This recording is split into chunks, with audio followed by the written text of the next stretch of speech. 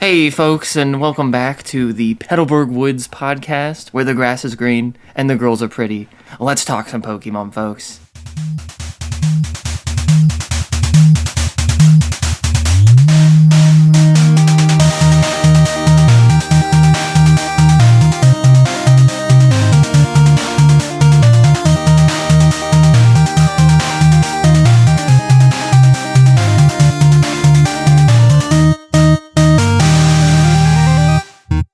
As always, I am your lovely host, Droomish, King, Champion, Lord of Petalburg Woods.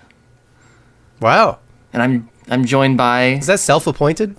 I know. Just say who you are, please. I'm Capreo. I'm the lowly lantern, apparently. I don't know who makes the rules here. I make the rules, and I'm Girl Luigi.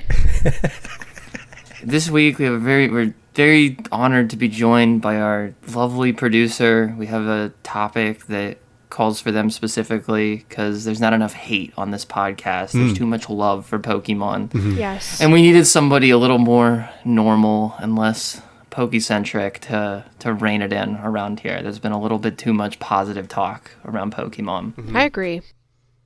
But before we get into it, I've got a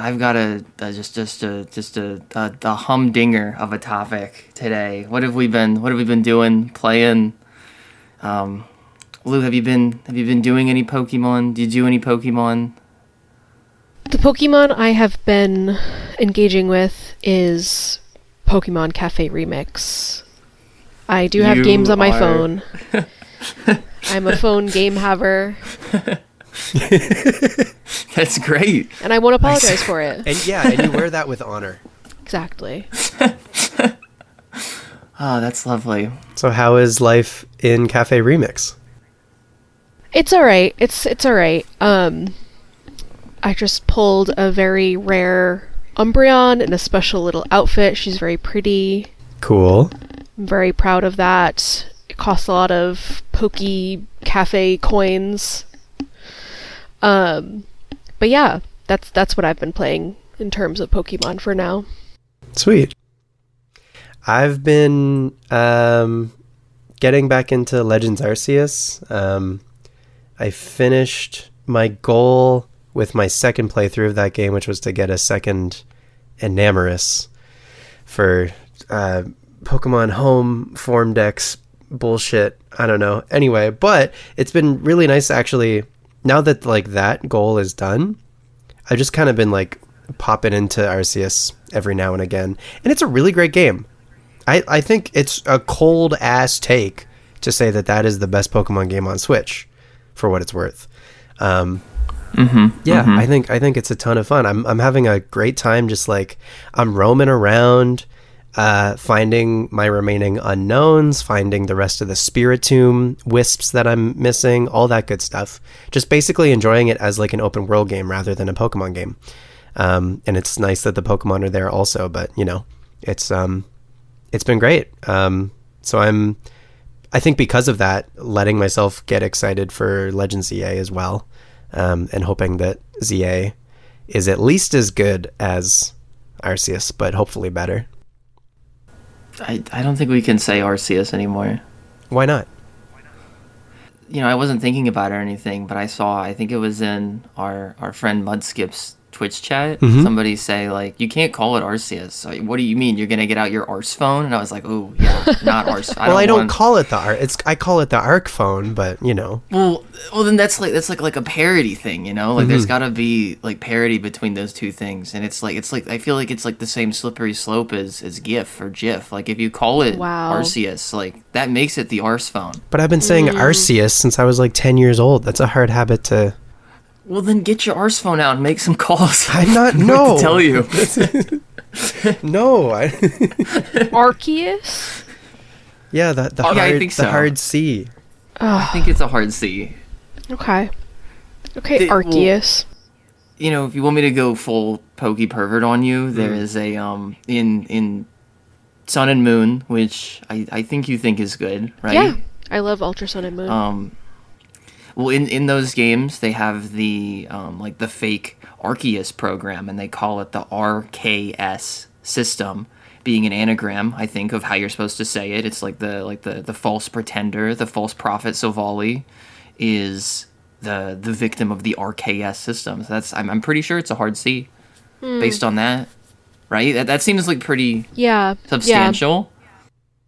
Yeah. Caprio, your thoughts on the hard C? To me, Pokemon pronunciations are very tomato because they're all made up. They're all fairy dust anyway, so who gives a shit? Okay. Then I'm calling it suicide. Yeah. Sorry. Go for it. Suicide. Yeah. All right. Okay. I can't. If that's your prerogative, that's your pierogi. This one just feels like RKS. Like that one's very overt. Like yes, I'm with you on the pronunciation thing. It's just the Arsephone thing. It just caught me off guard. I wanted to air out Arsephone because I hadn't heard that before, and I was like that is tough. That's like because I say it too. I was trying to catch myself in my own videos just because I thought about the Arsephone every time I was saying it. So you're actively trying to switch from Arceus to Arceus. I am, because I don't want to be on the hook for everything that comes with Arceus, I guess. You think Arceus is going to be on the wrong side of history? Yeah. I think they might look back unfavorably on the Arsephone and the ramifications. I'll take that thing. hit. I can tank that psychic damage. It's fine.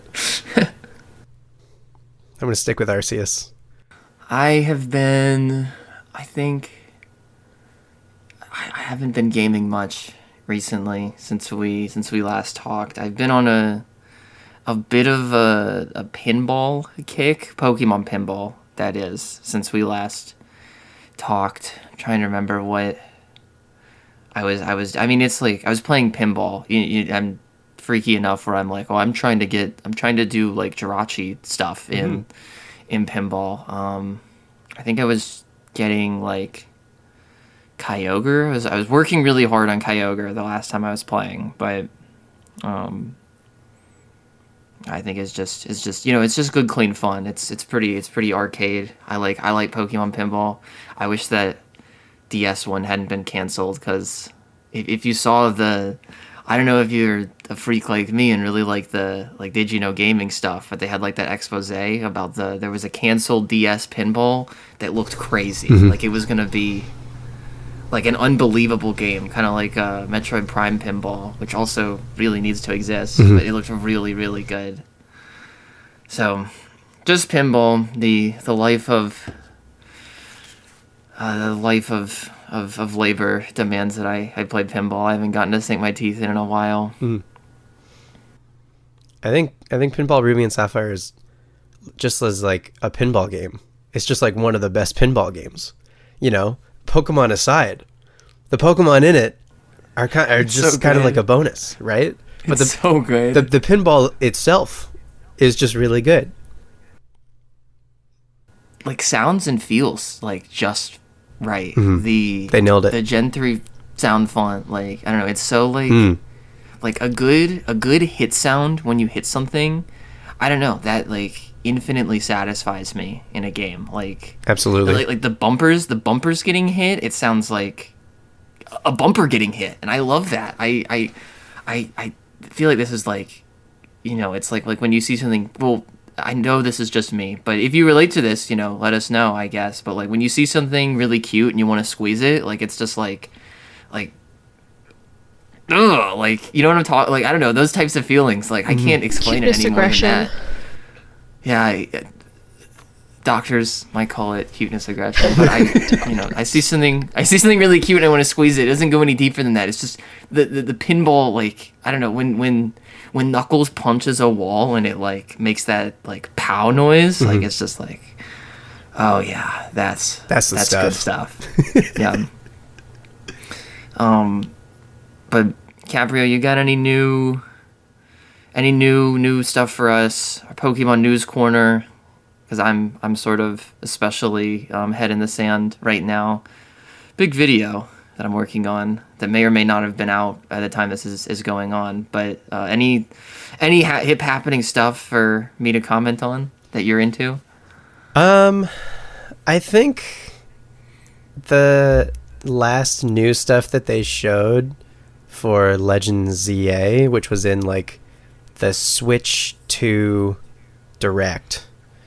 There was a little bit of new information, a couple new Pokemon confirmed, not like brand new Pokemon. New? Okay. Well, they didn't show like new megas or like brand new Pokemon or anything, but like the elemental monkeys, for instance, were confirmed, and they were one of the last Pokemon that like haven't been on any of the, or been in any of the Switch games yet.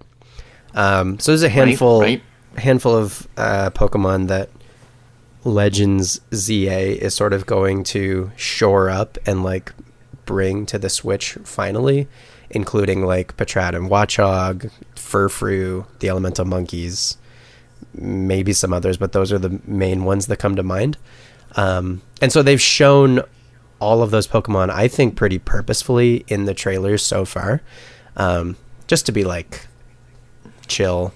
They're going to be in this game. Yeah, but it is. You can stop making YouTube videos about it. You can stop making YouTube videos about the remaining Unova Pokemon that you still can't get on the Switch, or that like you need Pokemon Bank to get still. You know what I mean? Like there is this like almost this manufactured scarcity for these Pokemon for the sake of like trading. You know what I mean? Like a Patrat was more valuable to have in the Switch ecosystem if you had access to the Gen 5 or 6 games and Bank still, especially now that Bank is no longer officially available.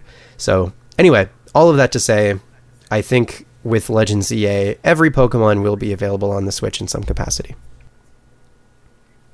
I don't care if there's only one left in the entire universe. Like, you cannot tell me that Patrat and Watchog are more valuable. There's a reason they're the least favorite. Just saying. I think more for like home completionists, people trying to get their Migirna, stuff like that. Oh yeah, because there's a whole like economy on home. I feel like you were telling me about this a little while ago. They have that chart on there. I think it's so fascinating. Like on the home phone platform. Yeah, the most like frequently traded Pokemon. Yeah, because it's almost like there's like a little Wall Street on there of like of like stop. It's crazy. Who do I always see? It's the giraffe dragon guy. Who am I thinking of? Oh, Raging Bolt? Raging Bolt is always like, or recently for me, like I get on there and it's like, stocks in Raging Bolt are soaring. Raging Bolt commands a high price right now is what it's essentially saying. It's like, which I guess it's just indicative of like trade volume. So I guess it's not like value, but it's like, those are the hot commodities, or I guess maybe the hot opposite of commodities, but they're still being traded a lot. Absolutely. It's all it's all about the middle evolutions. That's my stockbroking tip for Pokemon Home. You get a bunch of middle evolutions because people either have their babies in their eggs or they have their like fully evolved Charizards. Nobody's got like a stockade of Charmeleon though, and you want Charmeleon to finish your Pokédex, and especially like weird stuff like Brionne and Quilladin. My feelings about those Pokemon aside, unfortunately, people haven't seen the light. Nobody wants them yet. They will though, but you got to get it to complete the Pokédex. So it's like you just type in like, I'm looking for Quilladin, and then there's usually someone there to be like, oh, you want my Quilladin? Okay, well, you just hand over a Zamazenta and Quilladin's all yours. And that's like the majority of the Quilladins, because it's such like it's not even like obscure. It's just like a Pokemon that's like unlikely to get into storage. Because like if you evolve Chespin or like any starter or any Pokemon with 3 stages, like you're probably just going to finish it to get the Pokédex. And so people who are just going through, they want those middles. I've been there, and then I see that they're like, a Zamazenta, you're out of your damn mind. I'm not I'm not doing that. But if you want to, as far as I understand it, if you want to game the home GTS, it's all about the middle evolutions. That's the most that I know. And watch out for Machamps.com or whatever the website OT of the day is. I used to fall for that all the time because I was like, oh my gosh, shiny Dracovish? This is so exciting. Why is it named a website? Why is it a literal billboard? It's so sad because it's like, I think about it like in the world, and like Dracovish in this case is like, its entire existence is an ad for a website. Like, what if your name was Facebook? If your name was Facebook, that would suck so much. You would have a user Facebook. Don't hate me if your name is Facebook. I'm sorry, but what a sad, pathetic existence that would be if you were an advertisement. I feel so bad for these Pokemon when I see them on home. Yeah, it's like seeing a beautiful purebred German Shepherd and its name is like GoDaddy.com. Sad. It's sad. So, folks, please keep your GTS Pokemon names normal for my sake and for theirs. It's the least you can do. Yeah. Because of the terrible nickname rules, but whatever. Whatever, I'm over it. It's been that way forever. That's the news, you're thinking? Yeah, that's pretty much it. They haven't really said anything else, really. Okay. Anything major. And I don't want to know. I don't want to know. And you don't want to know anyway, so why are you even asking?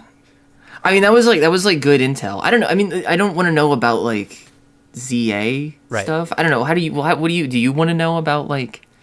Well, obviously no leaks, I think. Yeah, for you, right? My philosophy is anything in like official marketing. So anything in trailers, absolutely. But not leaks. Never leaks. Okay. We talked about our leak experiences in a previous episode and how that kind of bummed us out when the games like came out proper. So I might be repeating myself here, but I think it bears repeating that like, and I think they learned their lesson actually. But the Sun and Moon, Ultra Sun, Ultra Moon like advertisement cycle, they just showed the whole games in the trailers. Like they had everything. They had everything on. It was, and I feel like this was like a big deal at the time. Not at the time, but like comparative to the whole series, it was I think that is fact check me on this all you want, but like I remember it like coming earlier than usual, I guess. It's the only time I can remember where they showed the final evolutions of the starters before the games came out in official marketing. I think Greninja might have been an exception to that, but Greninja was like an extremely special case. But like I was like thinking about Incineroar, Decidueye, and Primarina like well before the games came out. Yeah. And that's like I don't know. What do you think about that? Like in hindsight, like that was no fun. But I think they learned their lesson also. I have not like that hasn't happened since. I like going in as blind as possible. I don't know, and I don't want to know anything about the plot. I don't want to know I want to know the least amount possible about everything. I don't even want to see the starters, really. Like, that's, like, my least favorite piece of advertising and marketing that Pokemon does. Like, I don't need to know every detail of all the starters. That's, like, one of the fun surprises that I want to find out on my own. I feel like, with respects to Legends Arceus and now Legends EA, given that the starters now are not a new like trio, they are instead like a pairing of existing starters. It almost feels like similar to like a Smash Bros reveal, where like these are characters that we're familiar with that like we want to see in this new game paired together in some way, and there's all this like theorizing before the starters are revealed. So the Legends specific starters, now that they have this like template for Legends, those feel like more of a reveal. But I agree with you with like a brand new game. Like when they show Gen 10, inevitably the first trailer for Gen 10 is probably going to reveal the three new starters. That's kind of the first like 3 Pokemon that they've been showing for the new region for as long as I can remember. They're like your introduction to the new generation. So I don't know. It's I think the starters are like a cool thing to latch on to. They're a cool thing for people to like identify with, and like people feel very strongly about their favorite starters for every generation. Yeah, so they make sense as far as a way to like get people invested from the get-go. But Lou, I agree that like part of the fun is discovering it as you play and not just being shown right off the bat, like and this is what you can expect rather than experiencing it. That's the first thing they show every time. It has been that way they don't show anything else on the first trailer. Like it's just like the Scarlet and Violet one had some like it was like in real life also. Do you remember that? Like it's like that's kind of weird. Yeah, it was in this dusty room.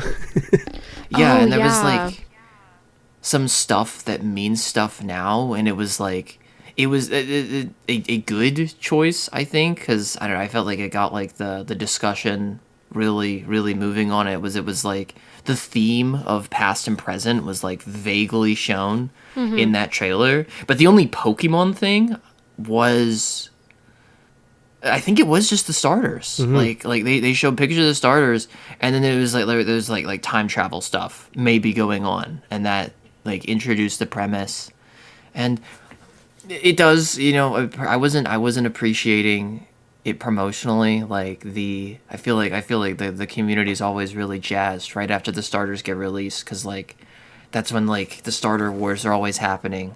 But I wish I could not see it. I think I want that too. Yeah. I don't want to see Bim Bim before it comes out. I want to decide that when it happens. But even if you try to avoid it, inevitably, because of the nature of it and because we're online, you're just going to see them against your will. You would have to go Always completely happens. dark for like 9 months, you know? Impossible. Yeah. And my old nemesis Centro is at it again. Right. They're posting. They are posting. I don't know. I feel like this is like this is not like malicious in any way, but like they like fell for like a mega Feraligatr like mock-up that like just some artist did, and they posted it as a leak. And then the artist got to quote tweet them and be like, actually that was me, yippee. And that did bring a smile to my face, because it was a particularly good mock-up, and I was like, oh, I get the best of both worlds here. This is lovely. But the leaks are out in full force. They're posting. It's no good. It's no good for people who like fun and like whimsy. Like me, which is just a perfect segue into our main topic of the day. For those who like whimsy and those who like fun, what is better than Pokemon's many commercials? The Pokemon commercial is the subject I've chosen for us today.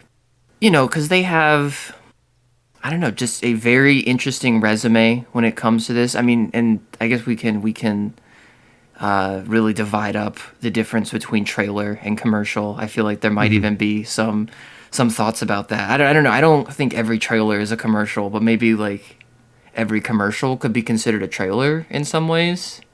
But you know, have at you in a second. But this is just a really interesting part of Pokemon's like extended media history, and even if they're not like high art, which is, I don't know, I think completely debatable, I think they are very interesting, and so that's what we've convened to kind of analyze the past of.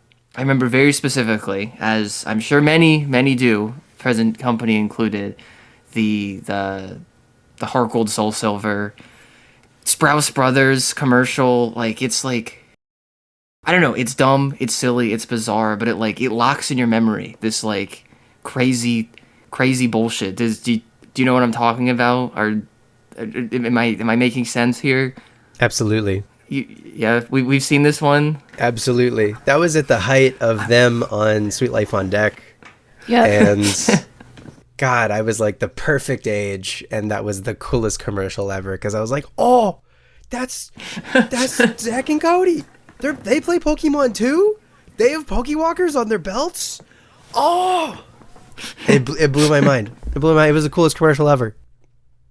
I was like, I was already like bought into Pokemon. I was already going to get either Heart Gold or Soul Silver, I think, at that point. But it just like fully sealed the deal. Like, if the Sprouse brothers are playing this game also, brother, I'm all in. Absolutely. Oh, wow.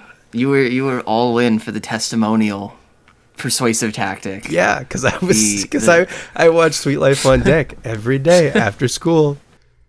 Oh my gosh. It was awesome. I liked them okay, I guess. And I was young enough where I was like, I didn't have any opinions about the actors. Like, I would see like Dylan or Cole Sprouse, and I was like, Zach is too mischievous. And Cody's too much of a nerd. Like my opinions for like their persona versus the person completely intermingled. Like the real person didn't essentially exist to me. But I had middling feelings about both of them, and I don't know. It was so when those games came out, and it was like this might have been why this one was like so sticky for me. I think like kind of demonstrative of like, I guess why I wanted to talk about this at large was I had been convinced by being an 8th grader, the world of 8th grade had convinced me that Pokemon was dumb, silly, and for babies. But I couldn't deny stuff like Cartoon Network or Disney Channel. It was just too easy. Like, it was like if I'm just at home and I'm watching TV, like it's either this or PBS, and like PBS wins, I don't know, like 25% of the time. Like it's pretty good. I think I want to say like Zoom was still on, yes, and Fetch with Ruff Ruffman. But these are fantastic shows of the American Public Broadcast Syndicate. But but I'd see stuff like this on the other two channels. So it's like this commercial specifically with Dylan and Cole Sprouse, and it like, I don't know, it just made Pokemon seem like not just fun, but also like normal. Like, because this commercial where they're just, the commercial is like in full, I guess like a quick summary is just like them being silly brothers liking those two games. They're playing it at the beach. Oh, and it's Danimals. There's a big Danimals sweepstakes too that has something to, is this right? Like, it was connected to Danimals, right? Or is that different? I don't remember. Should we watch it? They had a Why would they have a thing with Danimals? Isn't that a Danimals. yogurt drink? Yeah, it was connected. I'm almost positive it was connected. Yeah, we gotta review the footage. Check the tapes. We gotta review the footage. It was you would win. They had the crush cups. Maybe these are two different things. They were doing commercials. I don't know. I don't think it was Danimals. Or like they were doing Danimals, but it wasn't. It wasn't affiliated with Heart Gold Soul Silver. I thought that you would win Pokemon though. Like you would. Okay. Dylan and Cole Sprouse also did Danimals Crush Cup commercials. Okay.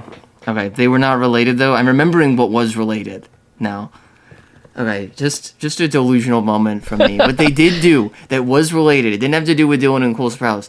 Diamond and Pearl had a Lunchables promotion. Diamond and Pearl were being promoted alongside Lunchables, and you could win various Diamond and Pearl prizes. And there was like, I didn't win them, but I did get something. It was like a free tier. You just had to like, maybe it was like a sticker or something. But I remember I got like this very small. It was like a special pen or something that had Dialga or Palkia in it. Maybe it was just being sold in conjunction with this, but they were tied to Lunchables. But anyway, I think it was just like the bottom line, and why I'm going on this crazy tirade is because like it didn't just seem fun, but like it was like I don't know, like just like normal silly whimsicalness, and it's especially helped in this specific example because like part of the commercial is like them messing with each other, or Zach. I don't know which one's which. Zach is messing with Cody. Sorry, Sprouse Brothers. Zach is messing with Cody because Zach is mischievous, and we all know that Zach is mischievous, so this makes the most sense. And he puts his Pokewalker on Cody, who then goes and runs, and he's like, I just did such a good job running. And then Zach gets to say, hey, me too, which is like hilarious. Just an unbelievable line. Just an amazing. It gets me every time. But it was so like, I mean, it was still like Pokemon, and it's like, yeah, this is a kid's game in many ways, but it was like, this is just like we're just palling around, like it's normal. It's and like these two things are like, they're like almost identical on this like Venn diagram that I'm painting, but there's this tiny outside overlap that is fun for kids, like mixed with just like, hey, like it's just normal. Like having fun and being silly is normal, and so like you should do those things. Right, you're not too old for that. Right, like it's just like we're just like, not even like Pokemon is like there's no age for messing around. Like people just mess around, and I think this wasn't the only like contributing factor on this to me, because like I eventually saw like my friends playing Heart Gold and Soul Silver, and they were having a lot of fun just being, and it was just being normal because they're playing a game, and this is all like 8th grade, 9th grade. But I think this commercial, in retrospect, and it's like, it's silly, it's fun, like it makes me laugh, like it's kind of bizarre. They say Pokemon, like they probably had somebody like tell them like, you need to say Pokemon, like if you say Pokemon, like you're fired, like, you're off the show. You're like fired. you're fired if you say Pokemon at any point in time. It is bizarre, but it's also like, it is effective at like a very certain perspective of this like just, I don't know, like they're just doing it, like, because a lot of commercials, which I also would love to talk about, I think kind of like portray it, maybe like their earlier ones. There was like some Heart Gold, Soul Silver ones, and some like more recent ones where it's like Pokemon is this grand scale crazy adventure where like they show like all the fantasy and the highlights of like the wacky horseplay you're gonna be going on this. Now you're saving the world and stuff. But this one was just like brothers being normal. I really appreciate that. I got a lot of there's like a lot of, I think, value in that, because, and also I think they I don't know how old they were exactly, but they were older, like they weren't like baby Zach and Cody at this point. Like they were in high school, I think. This was when Sweet Life on Deck was on the air, right? Like even as their characters, they're in high school, so it's like, I felt like especially like for like teen boys, I feel like this was like extra normalizing. And it's like you said, it was like two like role model ish, like, I mean, they're pretty mischievous, both of them are, so maybe not role models, but it's like, I like these guys, they're pretty normal, and I guess Pokemon isn't for little babies. Like that was pretty helpful, I think. I know the point of it was to sell me something. Obviously, I'm being advertised to every moment of my life. I can't get the ads out of my eyes, even when I go to sleep. It's really scary. But I look back on this commercial and smile, because it was like, I appreciated that like their perspective was like, look at the people being normal with their DSs and Pokemon games. And I think at large, a lot of the DS's marketing was like revolving around, like they would always show like they did it. I mean, Nintendo's always doing this stuff, but like, it's like, look at the random people who are like 35, like just messing around in Brain Age and stuff. Like, you can just play games. Being silly is fine, like no matter how old you are. I think that perspective, especially when combined with Pokemon, which is like historically juvenile, like it made, outside of the commercial aspect of it, is like, I feel like an important message that they were delivering on. And I'm actually like really grateful that period was like, hey, you can just be normal and play games. Like that's okay, even if you're 13 now. That's totally fine. Yeah, the Pokemon of it all for the Sprouse Brothers commercial was secondary to them being brothers, them being older, them like kind of making playing these Pokemon games, particularly with the Pokewalker, like part of their day. You know what I mean? And absolutely. Oh, that's a great point. You're so right. It fit into a lot of the DS's broader more general marketing of like being like a daily like thing. Carry it with you. Like, keep. Yeah, absolutely. And being much more of a casual thing. I hadn't even like considered the whole like DS aspect. I've only really been thinking about the Pokemon aspect. Surprise, surprise. But yeah, I love that commercial so much. I think it's one of the last like really great commercials, because it was at this point that they kind of shifted away from like fun commercials to either just gameplay or just straight up trailers, which I guess we've seen more of in the age of the Nintendo Direct. I think now especially, like, because I've seen, I mean, especially like Switch promotion, I have seen at least one, like there was at least one Scarlet and Violet ad that was like, but it was just like kids, like little kids playing on Switches, and I'm thinking of one specifically. It's marketing material. I'm confident there's more than this one, but like it didn't make me sad. I'm not a damn Grinch who like sees children have like children having fun. Like this does not appeal to me, and now I'm upset.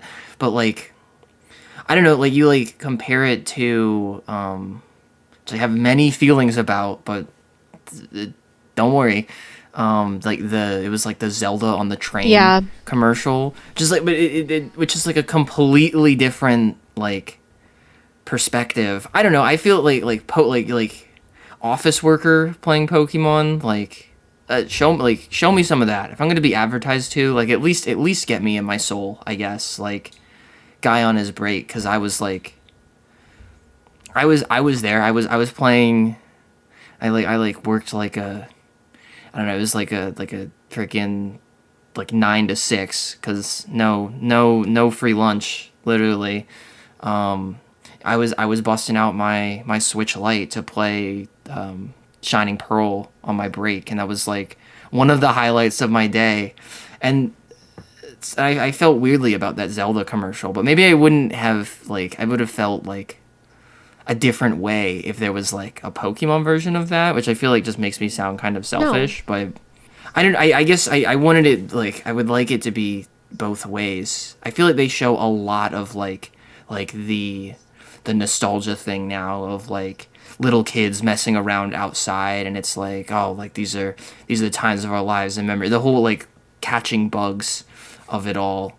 But I look back and appreciate like the Sprouse brothers, being some of our oldest representatives at the time, just playing the games, because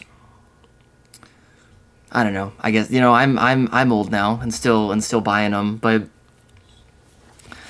I don't think that there's like a lot of the juvenile thing is like not like their primary anymore. Like it's definitely like at least somewhat split, and I guess it's like sort of disappointing to so frequently see like is your intended, are you saying, you who feels so strongly about the way that people play your game, saying that like the primary intended audience just like is just little kids? Like it's just not a nail for me, but it's just like, okay, well, I guess that's what it is then, because you made it and you're saying this is what it is. Yeah. In preparation, I watched a bunch of the historic Pokemon commercials, and one thing that like immediately jumped out for me is the focus on adults in the commercials from years gone by, and the inclusion of girls, which is just like so uncommon with every video game advertisement. But yeah, like the older Sprouse era commercials had adults in them, like sometimes just adults, and maybe the adults were being weird or like being goofy, but and not as much as like the serious, like that Zelda commercial of the adult on the train commuting to work type of character. But yeah, I think it's interesting now, like you said, that there's so much more of a focus on just like either gameplay, like just a straight up gameplay trailer, or the little kid aspect of like, oh, little kids playing catching bugs outside, for a lot of their advertising. The very first English commercial for Red and Blue features a bus driver. This like old. This one's so good. It's like so adult, good. It's the best. Adult man bus driver who like welcomes a whole bunch of Pokemon onto his bus, and he's like, "Come on to my bus." He lures Pikachu onto his bus. he lures them onto his bus, and he's like, Pikachu says Pika Pika, and he's like, yeah, whatever you say, you know. And then he drives. Whatever you say. Drives the bus to this, I don't know, this like a trash compactor machine. And he exits the bus, and he smushes the bus with all of the Pokemon in it, and they're all like trying to like escape through the windows. They're all freaking out. Scary. It's not as dark as I'm making it sound. It's kind of dark. It's pretty dark that he's like smushing all the Pokemon, yeah. But you know, he's definitely a villain. It's crazy that like that was the premise for the idea of catching them all, was trapping them on a bus and then smushing the bus with them inside. That's an insane premise. And then it smushes and it's like a Game Boy, and he picks up the Game Boy. The bus becomes the Game Boy. Yeah, that's very important. That's a good like way to like round out that story, I guess. But and then the bus driver picks up the Game Boy and he's like, I got all my guys in my Game Boy now. I caught them all. And so very early they were having a lot more fun with like the narratives of the commercials, and the premises were like allowed to be so wacky. And if I may, and this is kind of a separate point, we can stay on how wacky they are, but just as a separate point, an early focus for the earlier commercials was catching the Pokemon. It was a lot like they still had the slogan "Gotta catch 'em all," and so a lot of the commercials focused on like go get them. You know, they focused on like the amount of new Pokemon that the games would add to the total Pokedex. Like for the Gold and Silver commercials, they would say 100 new Pokemon. Same thing with Ruby and Sapphire. Same thing with Diamond and Pearl. They would say, you know, they would say up to 100, or they would say over 100, whatever. But they would specifically highlight the amount of new Pokemon that were being added to the games, and they were still saying gotta catch 'em all. Not with every commercial, but certainly for like a commercial for like a brand new game. So like for Gold and Silver, Ruby and Sapphire, Diamond and Pearl, not like the third game that would come later. They would focus on something different for those. But yeah, they would definitely like try to sell catching them all in those commercials. I like that it's like their first commercial also, and it's like it's about catching them all, and it's like the audience insert for this commercial is like a sweaty Al's Toy Barn type character who is like bad, like, and he's just like he's like, I don't know, he's not that old, but he's like he's like a mischievous like Newman he's type a character. Newman for sure. Yeah. And he's like Newman, and this is like, I don't know, not that I think that guy is cool or thought he was particularly cool by any means, but it's like there's not a child in that commercial at all. Like it's like and I think that is like relatively, at least for like at least a brief period, it is like relatively indicative of like the original Pokemon boom was like everybody wanted it. And they were able to capitalize on that pretty well. But like the that catching stuff, they did always like, I can think of several commercials where they like, there's like the audience insert, so to speak, in these just blossoming narratives they have in their 40 seconds of in between showtime is like somebody being a mischievous little jackass trying to like they're like, and like the way that they're catching Pokemon because for the yellow one also, so this is, so it's not the, I guess this, like, I agree with the rule you said about they usually show something different. I think the Pokemon Yellow one was like sort of special because they were still figuring that out. But it's like this time it's a kid, but he's like going around with Pikachu, and it's like these are like illegal ways of catching Pokemon. Like these are downright criminal ways of getting Pokemon into captivity. Like he like I think like the simplest one is he has like one of those leaf traps where he like makes like a Hitmonlee or something like fall in a hole like Looney Tunes style. Is like, and then he high fives Pikachu, and then I think also he's like just got like a bunch in a crate that he's like pushing down the road with Pikachu. There's one of just like a Dragonite like in like a cage like gripping the bars like it's in prison. Oh my god.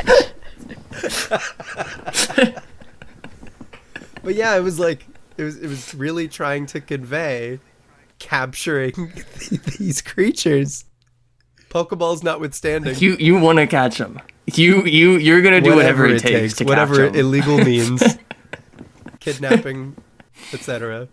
And like, and it was lesser, but I also remember like there was a gold and silver one. I think. These are two, like, so there's like one gold and silver one that like strictly highlighted, and it's like you know, this is like I guess one genre of them. There's like cool, like we got a badass kid walking down the street, and he is implied to have like mastered red, blue, or yellow or whatever. Like he's the champion. They're like you've mastered the first 150. They like talk in that voice, but it's like, and then they're like, there's 100 new ones. Get ready for gold and silver. And he like walks out into Pokemon University, and everybody's losing their minds about it.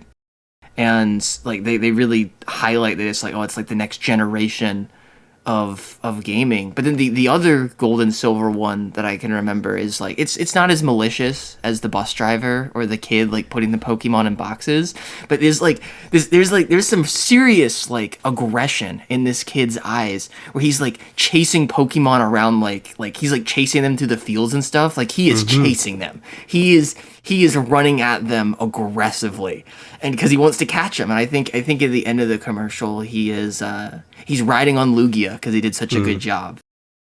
Something like that. They love to show the catching in this way. And I guess the games, I mean, you got to think also like the gameplay, they're maybe showing that for like 15, 20 seconds because it does not look super pretty on like a 240 TV before, when you still got the Scantron lines happening. Like, we cannot show gameplay. We need to make this game seem amazing without showing it at all, because these guys don't even move on the battle screen. That's probably a big reason they did what they did, is by like necessity. True. Right. And a lot of the clips too, they would show like literally framed within the DS or the Game Boy like console itself. Oh, that was like, I feel like that's not necessarily like a genre, but like when I look at so many of these, I feel like it's like a feel good thing too, specifically for, I can only think of one that was like, and yes, I have a maybe near encyclopedic knowledge of taking Pokemon commercials. Yeah, make fun of me, whatever. This is dumb, I know, but like, I can only think of one Game Boy one that is like within the Game Boy frame, and that's really cool. But the DS ones were constantly in the DS frame, and I would like, you see them on your TV, and it's like, that's my DS, like, and you know, it's like this nice trick because they've like scaled down the resolution of like the game that looks pretty good at this point, but maybe still not good enough for a flat screen TV.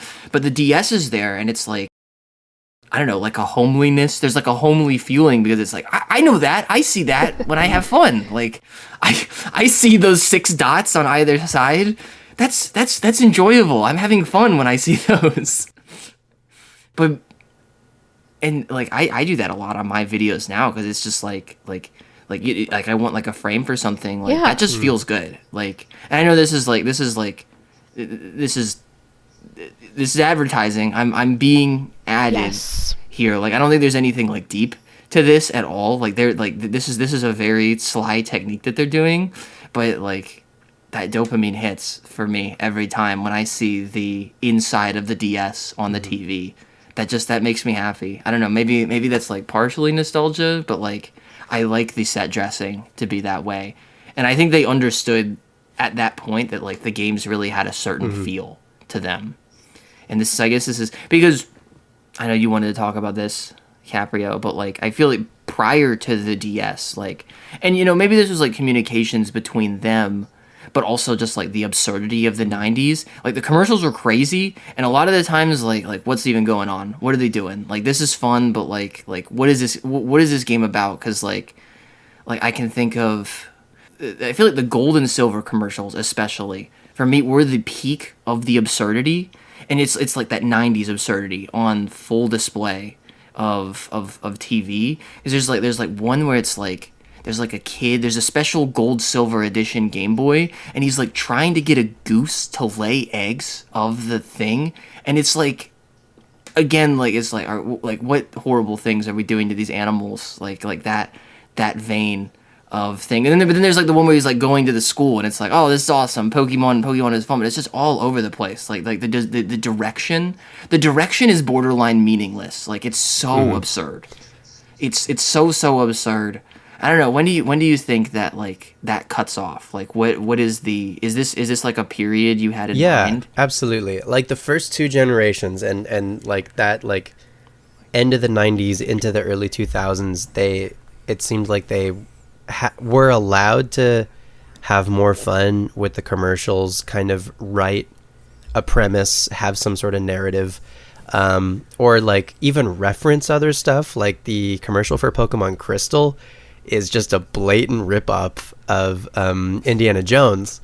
I assume the tie-in is like the ruins of Alph and stuff, and the unknowns, but it's interesting how they opted to try to sell these games, because you're right, they didn't opt to explain really what the games were, which I think makes sense because they kind of relied on like people knowing what Pokemon already was. And so instead they were like, what's a fun way that we can like frame this instead? And also, again, with the necessity of like the games at the time not really looking very good, or at least not translating very well to TVs in a commercial. I mean, you blow anything up on a TV at that time, like especially like a handheld game, like you're shooting yourself in the foot. Like, it's just like you just can't do it. It was just a hardware incompatibility. Like, I really do like full seriousness, and I don't know if you agree with me or not, but like I think Gold, Silver, and Crystal like look beautiful. Like, there's just something they really figured out what they were doing with like that early pixel set. But like you can't blow up like a circle, like you can't blow up a square on a TV from a Game Boy. Like, for like it's not gonna look good. So there's every game is working with that issue. They had some footage on the Super Game Boy for like Red, Blue, and Yellow. They had some footage on the Super Game Boy I saw in some of the Japanese commercials, I think, specifically. And those would have been meant for a TV, of course, so those would have translated relatively well. But yeah, by and large, you're right. Like, they were very rarely showing actual game footage, which again allowed for more time in the 30-second block for the commercial to do like wacky narrative stuff. And they gave a lot of time to the spin-offs. Hey You Pikachu in particular got not one, at least two pretty crazy commercials. Pokemon Snap had a whole like Australian safari theme commercial. Both of the pinball games had really funny commercials. Mystery Dungeons, they all received the like narrative treatment more than just like a straight up like here is the gameplay treatment. Hey You Pikachu in particular, I think, is like the peak of like just like true Yeah. having fun with the script for that commercial, taking full advantage of the amount of time that they were given for Hey You Pikachu. Yeah, there's it's insane that they did that. This episode of Petalburg Woods is brought to you by Silphco.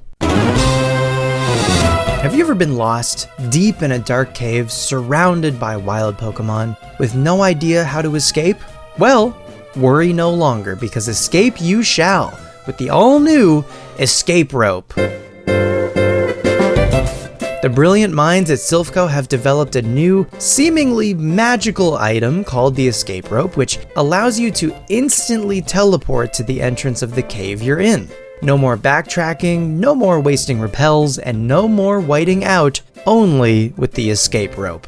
Find yours today at any Pokemart in the region for the low price of 550 Pokedollars. Use code Petalburg to buy one, get one free. Thanks again to the fine folks at Silphco for sponsoring today's episode. Now, back to the show. So I look, because I was watching the Hey You Pikachu, I think, is maybe the best commercial they've ever made. It's just so, and I love absurdism. I love the bizarre. I love just nonsense. I guess I've gone so full circle with having to laugh through the pain that just nonsense makes me laugh now. But so the long one of Hey You Pikachu, and I think this is really interesting from, like, I guess maybe not a design, but from like a logistics perspective. So there's the two commercials for Hey You Pikachu. The long one was specifically a VHS edition. That never aired on TV, I don't think, because it's like 2.5 minutes long. Like, there might have been a shortened version of it, but it's like this whole story of this kid getting the Hey You Pikachu game, and he's everybody's best friend now, or not really. Everybody hates him. They just want to play his Hey You Pikachu game. They're using him. His mom steals it from him. Even his mom is using her.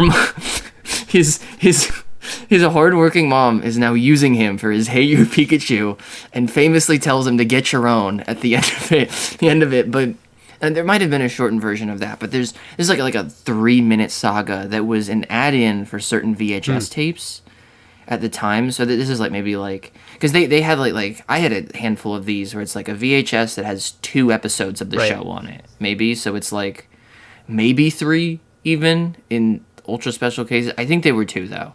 So it's like 48 minutes or something of TV, and then there's ads on there, usually at the end.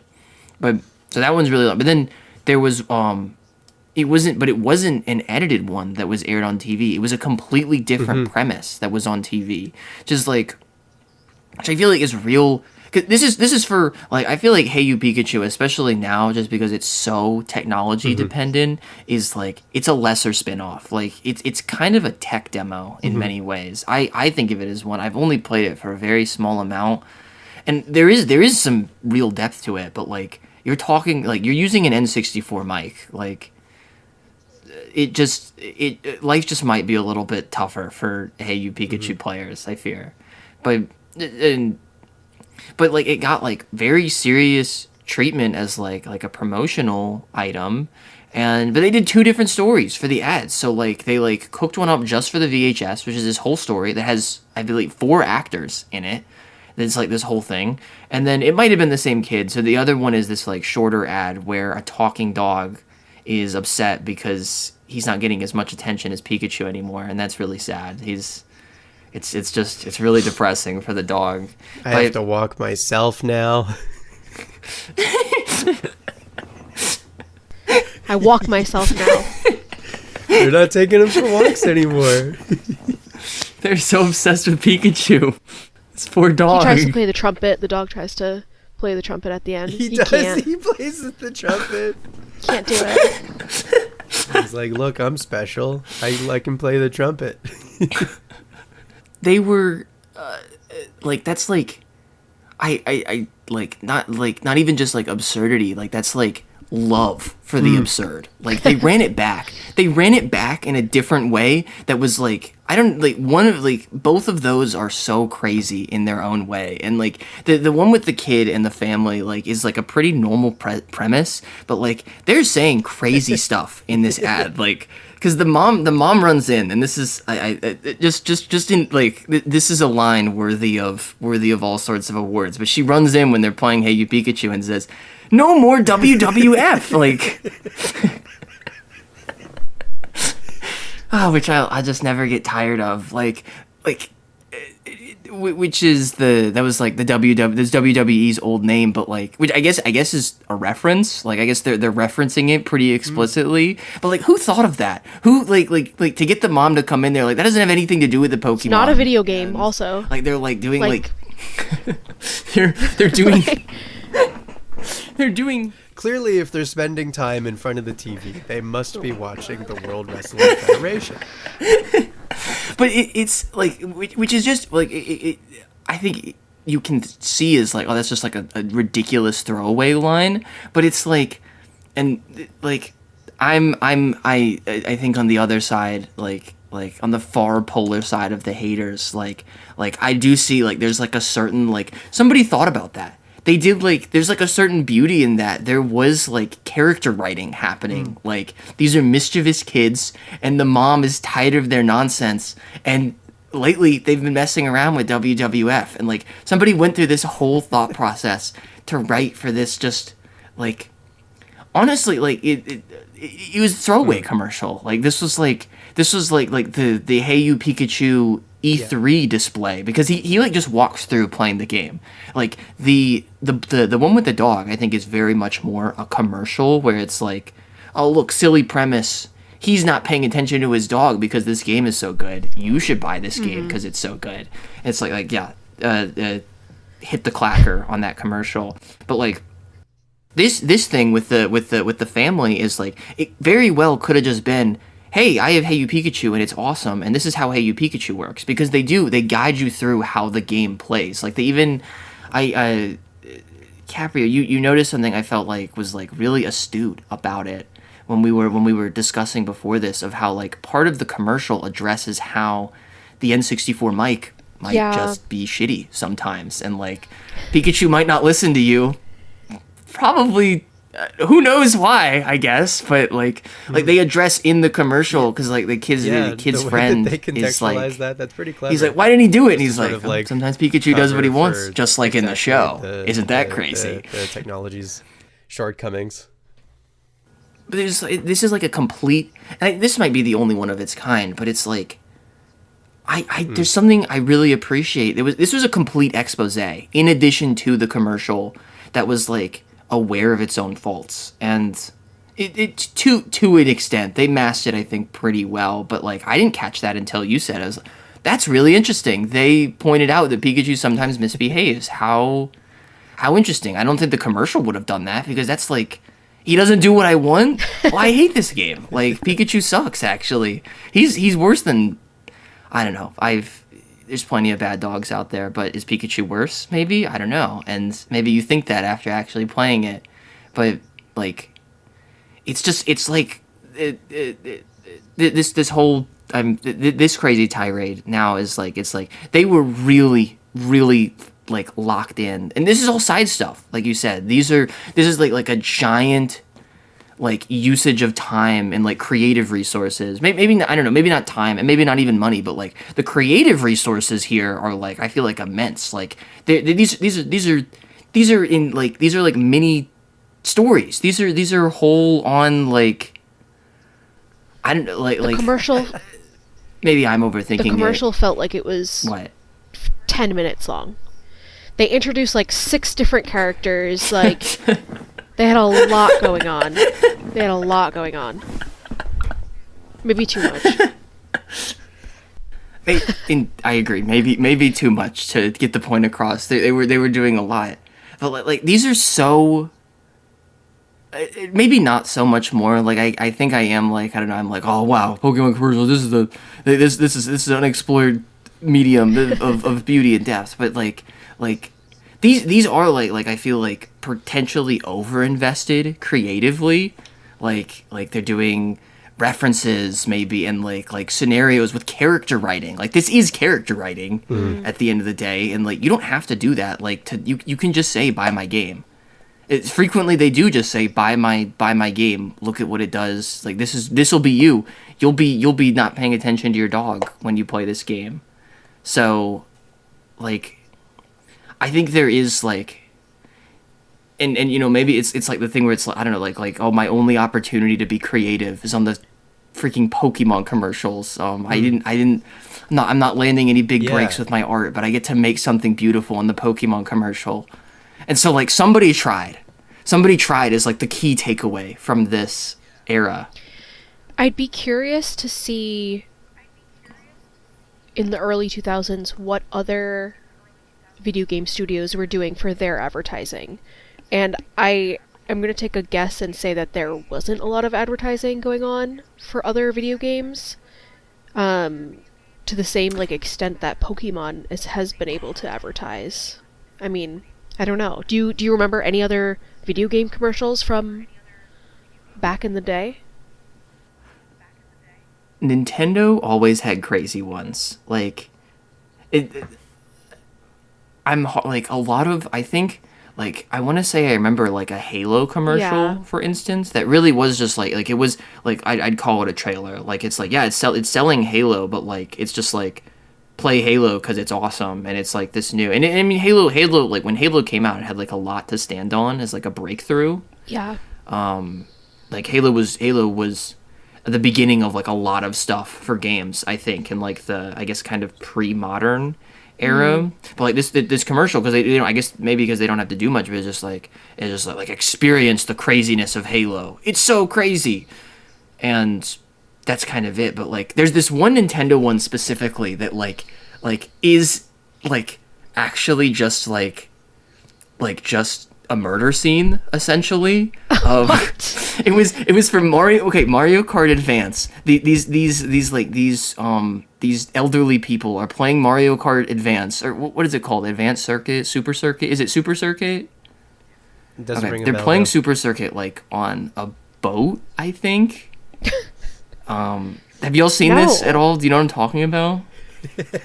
Okay, they're playing Mario Kart Super Circuit on a boat, and I think so. Grandma is beating Grandpa, and Grandpa decides to he uses his leg to he ties like a knot or something, and it's like an IV cord that is like attached to her in some way. Like she has it I don't know exactly what it is, but she has like some sort of IV that is in use because she's really old and old people can't do anything. Like it's like pretty stereotypical old people. But he uses his foot to hook it onto something, and then she gets dragged off the boat because she's beating him in Mario Kart.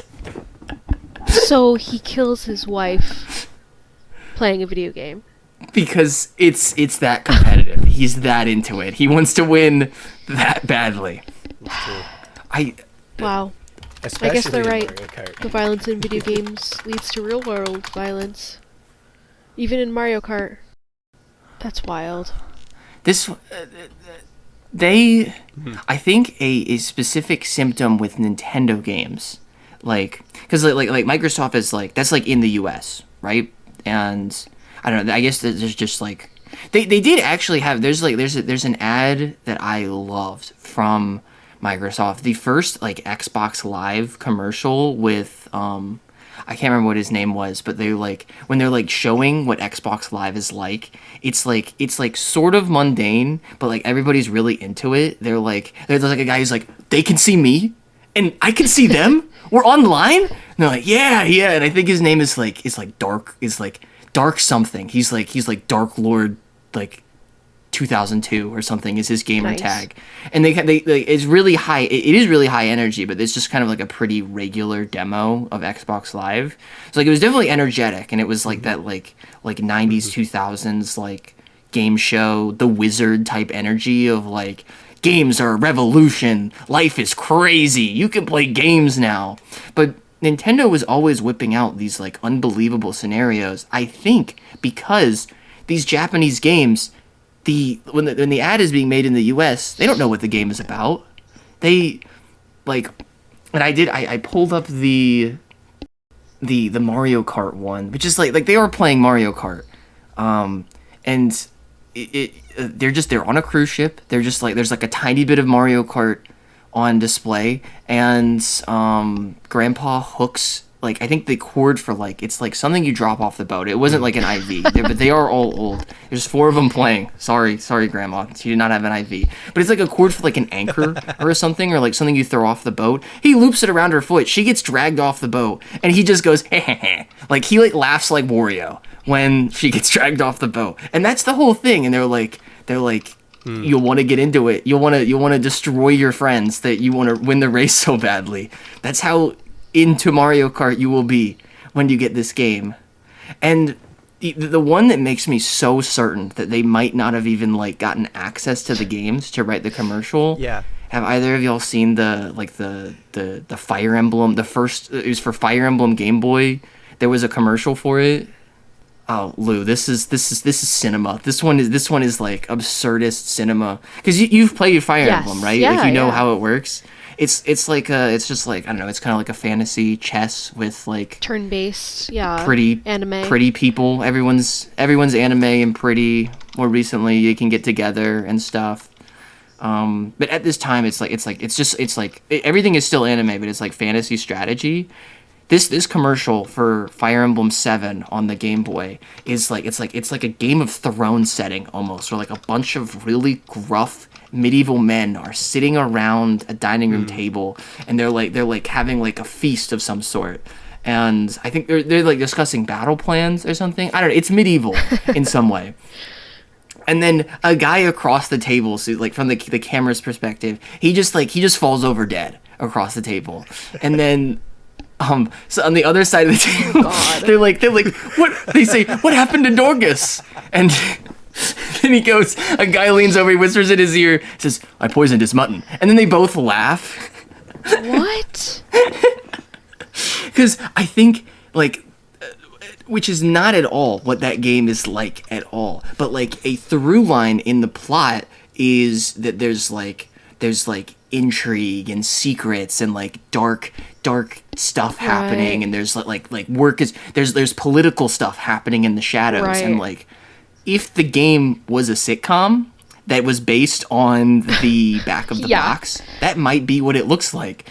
But that's not Fire Emblem at all. Like, the intrigue is like, hey, I'm taking over the castle, and like, you're gonna hit me over the head with a hammer. Like, that's like about as intricate as it gets, at least in the gameplay. Because they talk about, like, you never see somebody get poisoned. No. Like, I think like, I won't say, because I guess it's on NSO, and people do want to play this game, but like, somebody does get poisoned, and it's like a whole like political drama thing. Like, there is political drama, but that's not how you would sell this game. Like, if you played it, you would like, it's like, this is fantasy tactics with like, I don't know, your army is up against the odds, and you have to beat the evil sorcerer.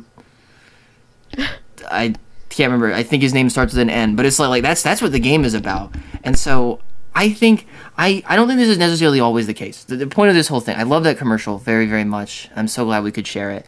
But I think in many cases they were unable to get access to the games because they have to make the commercial right around when the game comes out. Like, that's like a pretty lengthy production process, I assume, even for a commercial, right? Like, I don't know. I have no bearing on that at all. But I know it's TV. You have to start pretty early. And so, like, I assume pretty strongly, based on these kind of, like, mismatches of, like, what the actual game is like, that they got maybe the back of the box, maybe the manual, or, like, pictures and, like, a description. And it's like, hey, can you market this for us, like, through a firm or something? And this is not even an issue, because like, this is awesome also. Like, I want to fully disclaim, like, the Fire Emblem one, like, maybe it wouldn't have gotten me to get Fire Emblem. I never saw it on TV. I know that from memes from now, but like that was awesome. Like, that was crazy and absurd. But like, I think it's a good thing, but I do think that they were like having to imagine in many cases, and that led to like like, hey, just get creative. Like, you just got to sell our game. Like, there isn't like I think Pokemon is like, they're very on like the brand guidelines these days. And there was definitely a period, clearly, you get the bus driver like the hydraulic pressing all the Pokemon era of like, just do whatever. Can you, outside marketing firm, sell our game, please? So yes, I think this is all to say that I think that yes, there was like a literal like distance barrier to it, or like a materials barrier, but it did make for like a like they were known, like it was like a genre, like people reference these commercials. Like there's something that they say on the Fire Emblem one that like whenever I'm watching somebody play Fire Emblem on a stream, there's like this like 3-line quote at the end where it's like about like deception, build your army, Fire Emblem. Like they say that at the end of the commercial, and people say that all the time. They're well regarded from this era of absurdism. Outside of games, though, I feel like I can remember several from like that are just like from this era where like the medium let them get wackier, like and I'm sure we could make a pretty long list of these, but like what immediately comes to mind is like the Respect the Pouch ones. Those are like borderline body horror with the Capri Sun pouches. Yeah, for sure. Have you seen these, Capreo? Are you familiar? No, we didn't get Capri Suns here. Well, unfortunately, these were tormenting. These were tormenting commercials. Yeah. Okay, these were psychological Yeah. horrors. Okay. Like, if you like, it's like people would in the commercial they blow up the empty pouch. And then they'd like jump on it and pop it like a balloon, and then some horrible thing would happen to them, like body like horror their head would happen to explode. them. Oh, sick. Yeah. And like these like it's like not like violence or physical in the traditional way, but it's like a really uncomfortable thought to see of like this person has to live with like giant, extremely detailed hands now because they disrespected the pouch, and they say don't. Like they say, respect the pouch. That was the Tagline. That was the tagline. I do remember there were like fruit gushers commercials where their heads turned into gushers. Yeah. Yes. Do you remember those? I liked those. So that was maybe a little sick of a child, but I did like those. I thought that was fun. Yeah, I like gushers to this day. There was a lot of like weird like body horror now that you mention it. In like early 2000s candy or like lunch snacks commercials. Why? So okay, but specifically to kids too. Sorry, go ahead. Yeah, truly. No, I think, because kids would be like, oh, his head's a gusher. I want gushers because then my head will be a gusher. Hell yeah. When you're 7 and that sounds awesome.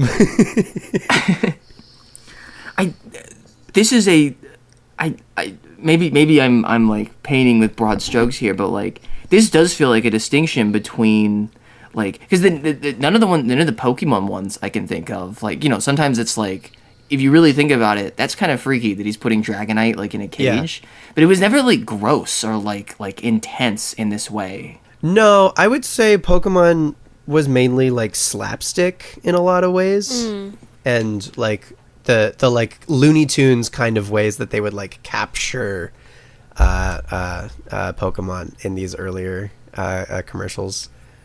I would say it was more along those lines, but never really off-putting.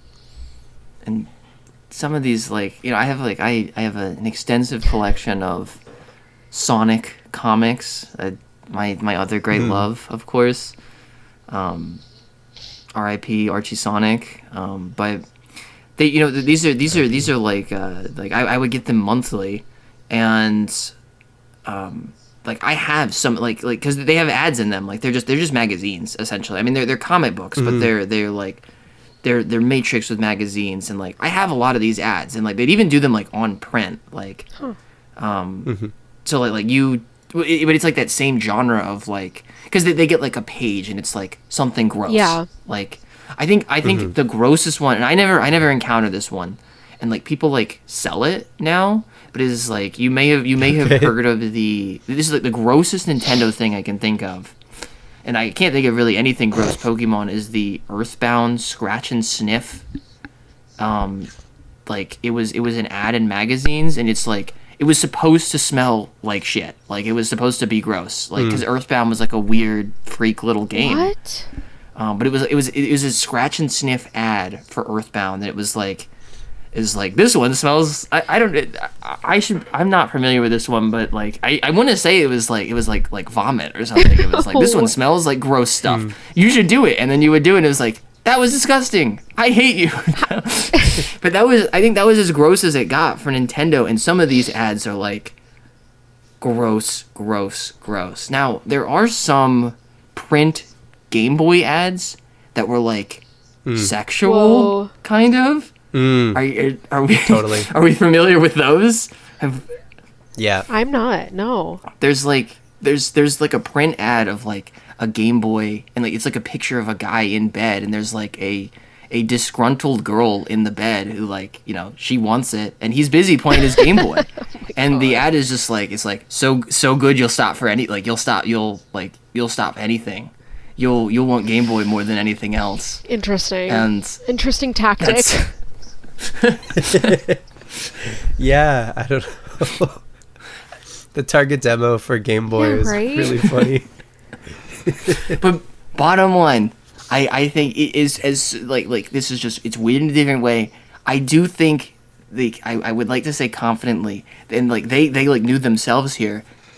I would posit it never got cause it never got as gross as these body horror commercials. It never got too gross. I think they understood that like it's, and especially like it's like this time period, we're Nintendo, we make silly wacky games. It's silly and wacky, but we are not gross. Like we are not like disgusting freaks outside of the and Earthbound is like their exception game. Like there's like a lot of weird cultural stuff with Earthbound about how it was like weird on purpose, and I'm willing to give that one a pass. But like I think like one thing that like, and maybe they did tell even in these cases where they didn't know exactly what the game was about, is like, can you not make it disgusting, please? Like, because it's like I think part of Nintendo is it's like it can be crazy. It can be like even like I think of like Mario Strikers Charge. Like it can be like even like borderline violent in cases. But it's like Looney Tunes is the cap, I think. Like, and Mario Strikers is like, it's pushing that cap, but it's like it's never gross. It is never ever There's no gross. blood or guts ever. And yeah, or just like weird shit for its own sake. Like I can't I have to turn stuff off when that happens. Of just like, I don't know, of like the respective pouch ones again, horrific. These are so detailed images of horrible things happening to children. It's just why I don't want to buy your juice pouches now. They're cursed. God help me. They would pop. That scared the shit out of me. Okay, that was, you unearthed that one for me. Oh yeah. There were like dozens and dozens of them, and like there would be like a similar setup at the beginning, but then like a different ending. So like you almost like could never get too used to the commercial. Like it would be like a different like weird little creepy thing that happened at the end. I don't know. It has nothing to do with juice. Has nothing to do with anything. Just something horrible would happen to these children. Did it make you want to drink a Capri Sun? I was scared. I would have to like, I think this is a crazy time to bust out this phrase, but like I was doing some pretty heavy separating the art from the artist with these, because they would make me very upset. They would make me very, very upset. And Capri Suns were in Lunchables, and I was a little Lunchables fiend. And my mom would have to be like, don't think about the Respect the Pouch commercials, please. No. And which she didn't have to say every time, because I just like this like reel that you send. In the first one that I just happened to click on, the kids die. Yes. Like there's no alternative. There's no alternative. Like they don't show it, but like they cease to exist. They pop. they just like leave reality. Yes. Because one of the kids disrespected the pouch, and they're like it's like a jump cut, but they're like clothes fall on the ground because they're gone. They have been warped. It's kind of reminding me of like Charlie and the Chocolate Factory, and like like the bad kids who go on the factory tour. Yes.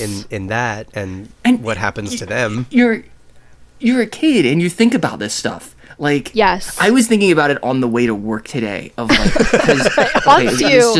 It's haunting you all these years later. Because I was thinking about I saw this just like it was like one of those like fake like voiceover things today, but like it was two characters arguing about like it was like why do the time machines always have a teleporter on them? Why do they have to have like how do they always teleport on the time machines? And I just had that random thought, and then I thought about the teleporter, and I was like, wow, what if we could teleport? Which brought me to Willy Wonka, and I was like, they did have a teleporter, and that kid's life was ruined because of the teleporter. He was made really small. Yeah. And then when they left the factory, this is the haunting image where he's like stretched and he's like Flat Stanley. It's so freaky. It's so scary. He's like walking really tall, but he's like flat and he doesn't look like himself anymore. It's so scary.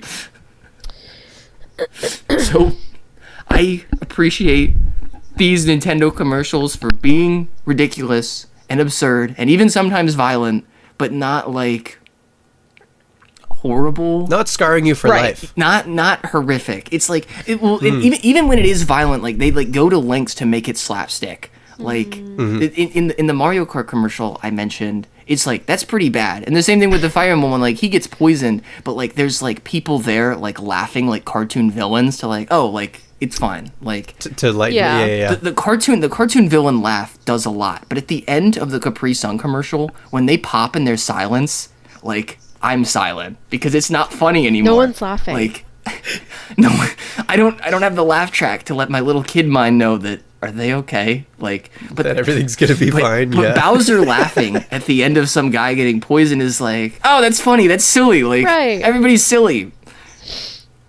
So, I do think they had their own. Like this is a style of their own that I really appreciate. I think they had a distinct style in this era that was important and made me like them a lot more because this is what you see on TV, and I feel like that does factor into it a bit. But this is so what comes, like this is the absurdist era. What comes next? I want to hear more about the like era theory with this. Yeah. So I think like the first 2 into 3 generations of the games, they let themselves be pretty absurdist.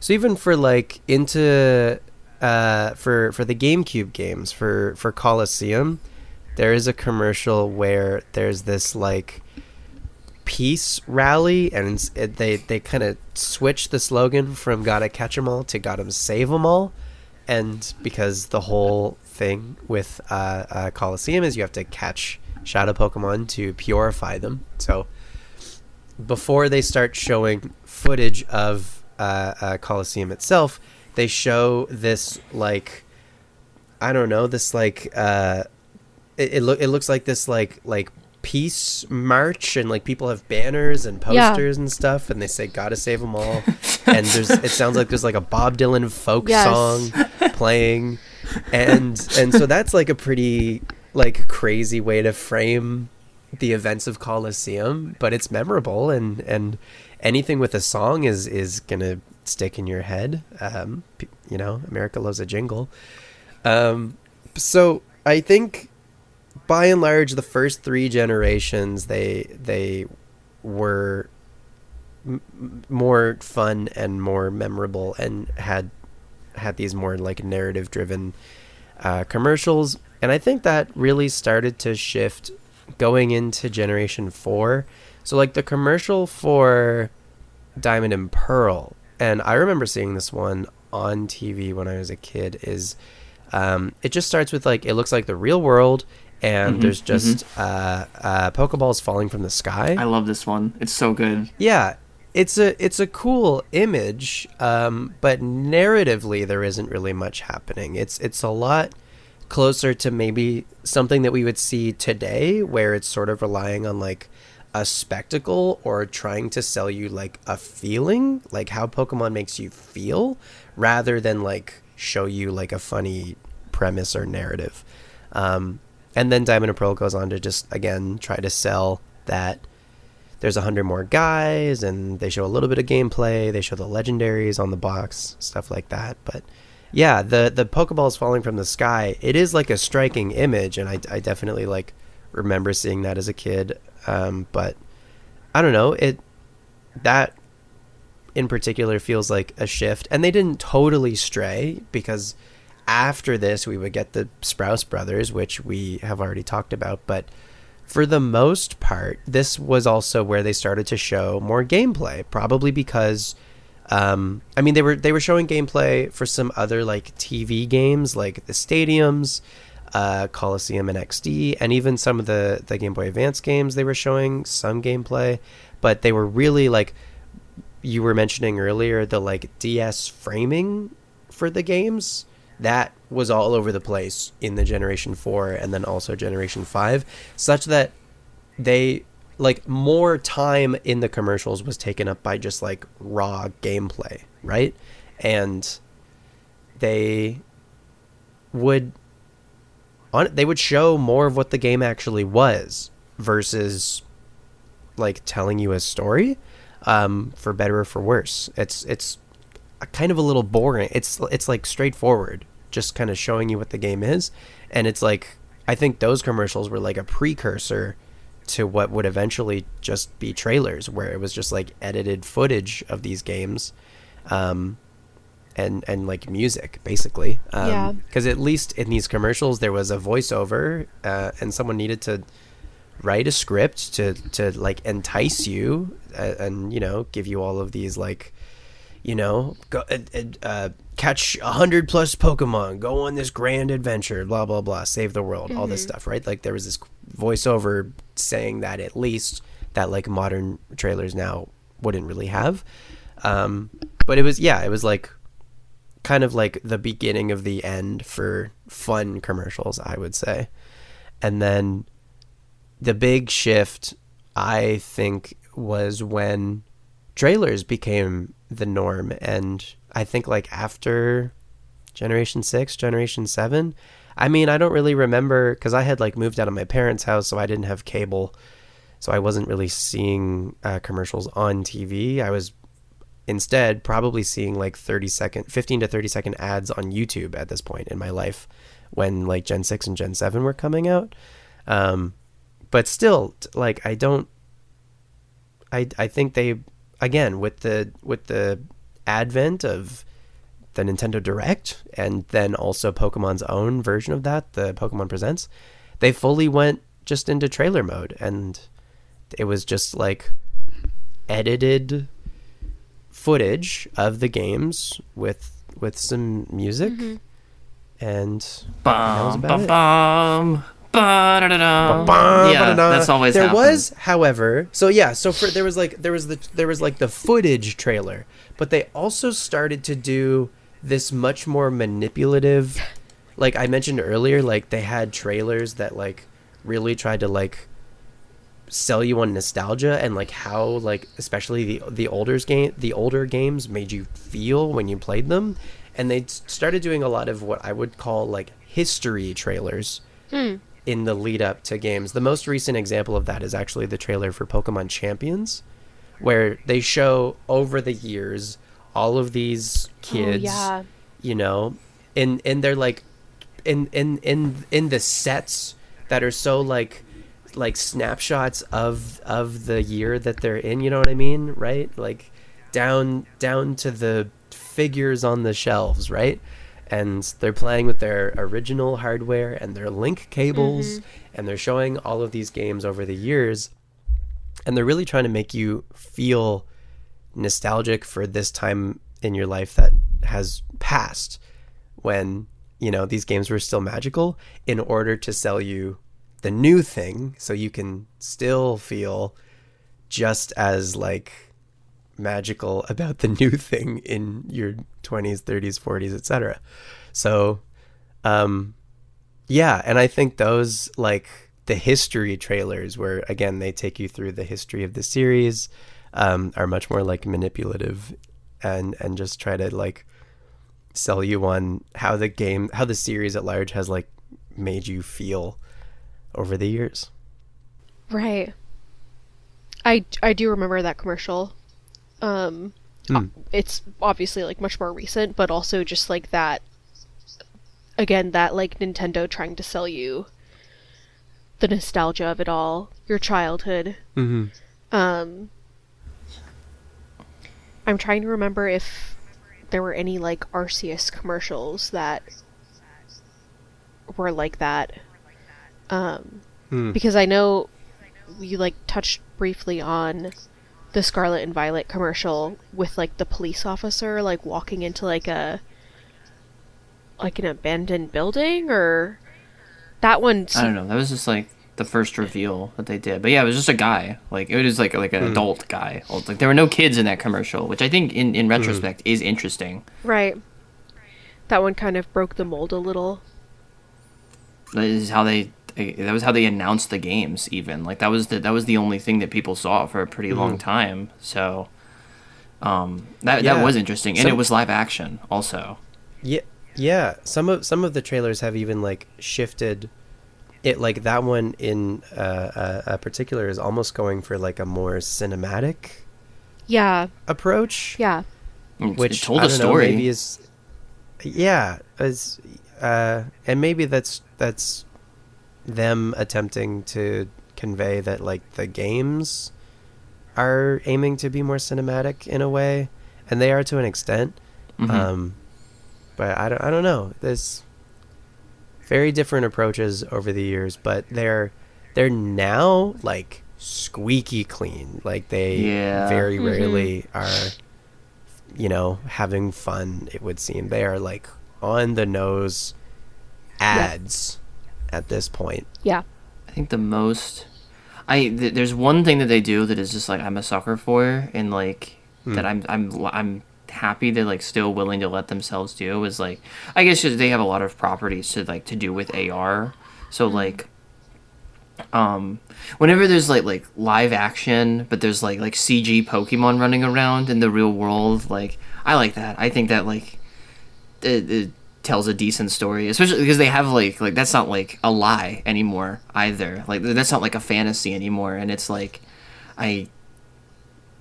it's like, I don't know, it's not ridiculous, I guess, but it's like more fun because it's like I don't know, it's like somebody had to come up with what Pikachu was gonna do in the Let's Go Pikachu commercial. Like they like jump out of the TV and they run all over the room, and like, okay, that's something. Like it's not just the game. Yeah, I think like the first Pokemon Go commercial where you do see, like, real people walking around our world, but then you're right, you do see, like, this, like, I guess AR Pokemon. I mean, in those commercials, they really look like the Pokemon are, like, real, right? Like particularly the, like, Google, like the precursor to Pokemon Go was like the Google April Fool's, like, Pokemon plus, like, Google Maps thing that they did. Do you remember that? Yeah.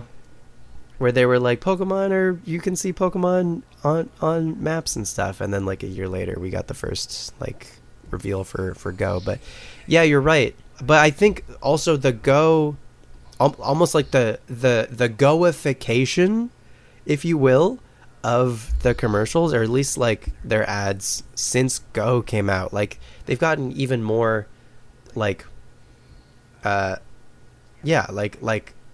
even for the non-Go stuff, they're pairing live action with, I guess, AR Pokemon, for things, but again, it's like squeaky clean, and It is. I don't know. I guess I like it more than I feel like they're like most, and it's like I feel like most of what I see now, especially for the Switch at large. I understand why they do this for the Switch, and I assume it won't change for the Switch too. But it's just like, I mean, it's kind of like the Wii ones, but with like less flash of like no matter what game it is, it's just like look at the family playing the game on the Switch. Look at the kids messing around and having a silly time with their Joy-Cons. And I guess, I mean, you don't really have to, I guess, like, commercials aren't as important anymore by any means, but it's like the YouTube ads still are like, you know, they're not wowing me in this way. And I think back and is like, they're almost, like, the Wii was almost identical to that, where they always had these, like, big portions of look at the family playing with the console. And, like, to be fair, it's like that is the novel thing about this console, or these consoles, is like, oh, they made a gaming peripheral that actually anyone can use. Like, you don't have to be like, I mean, I feel like it's like, you know, like, we like are like burdened with our knowledge of like, how do you not understand how a PS4 controller works? And it's like, I hand it to like my mom, and she's like, right. It's not happening. But like the Wii remote, like I mean, there's like the Wii remote and the Joy-Con too, even if it's just it's still a Wii remote, even if it's not as good. But like you know, people can understand it, and it's like that's like the important part of it. So like, I understand that's like, it is valuable to show that, because it's like, look at the grandma and kid alike enjoying their silly Pokemon game, even if it's not very exciting. That's the excitement, I suppose. But even with the Wii ones, I think of there's like it was like both they showed it at E3, and then it was just a trailer of like the guys driving around like the countryside, and they would show up at people's houses. These are like they might have been like Nintendo staff. These two guys, they're just driving around. They've got a suitcase, and they knock on your door, and they go, "We would like to play." And then they give him a Wii remote, and then the family just goes crazy playing with the Wii remote, and then the guys leave after they do like the tech showcase. And that like middle 80% of the commercial is exactly the same as it is now, but there was just that tiny bit of spice at the beginning and end that makes me remember it, of like these weird guys with their weird catchphrase. Like I stuff like that does something, like, from both like, I don't know, like an art perspective, but also like a commercial perspective.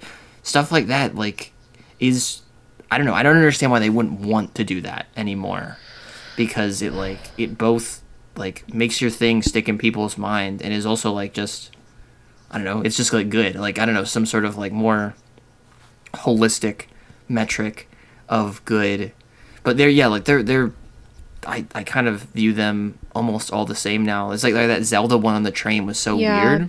Sanitized is the word that comes to mind. Like, they've gotten like rid of all the weirdness, or like the weird characters that come in and are unexpected, and now it's just like, oh, it's a wholesome family. It's just a normal guy, normal low-key day. They're having so much fun. Right. We've got a really cool camera angle of a group of kids having fun. How awesome is that? You could be like those kids. I did like... I actually fall for those nostalgia ones so hard, and I like... Yeah, I do too, but they're like designed in a lab to do that. You know? Yeah, they are. I don't know, and it's like as much as like I like them, but I almost like, it's like from that, it's like I like think it's like less valuable in a way. Like those ones that like sell you on the era. I don't know. I don't like. It's like I don't know. I'm like honey for it, but I'm like, no, I must resist, because like this is bad. Like I don't. I'm not as big of a fan of those, as much as like it like makes me like maybe bring a tear to my eye every time I see like the 25-year-old guy walk past the GameStop and decide to buy Sun and Moon. Like it's like, oh, like that's a really special moment, but also you were made in a lab. No, this is evil.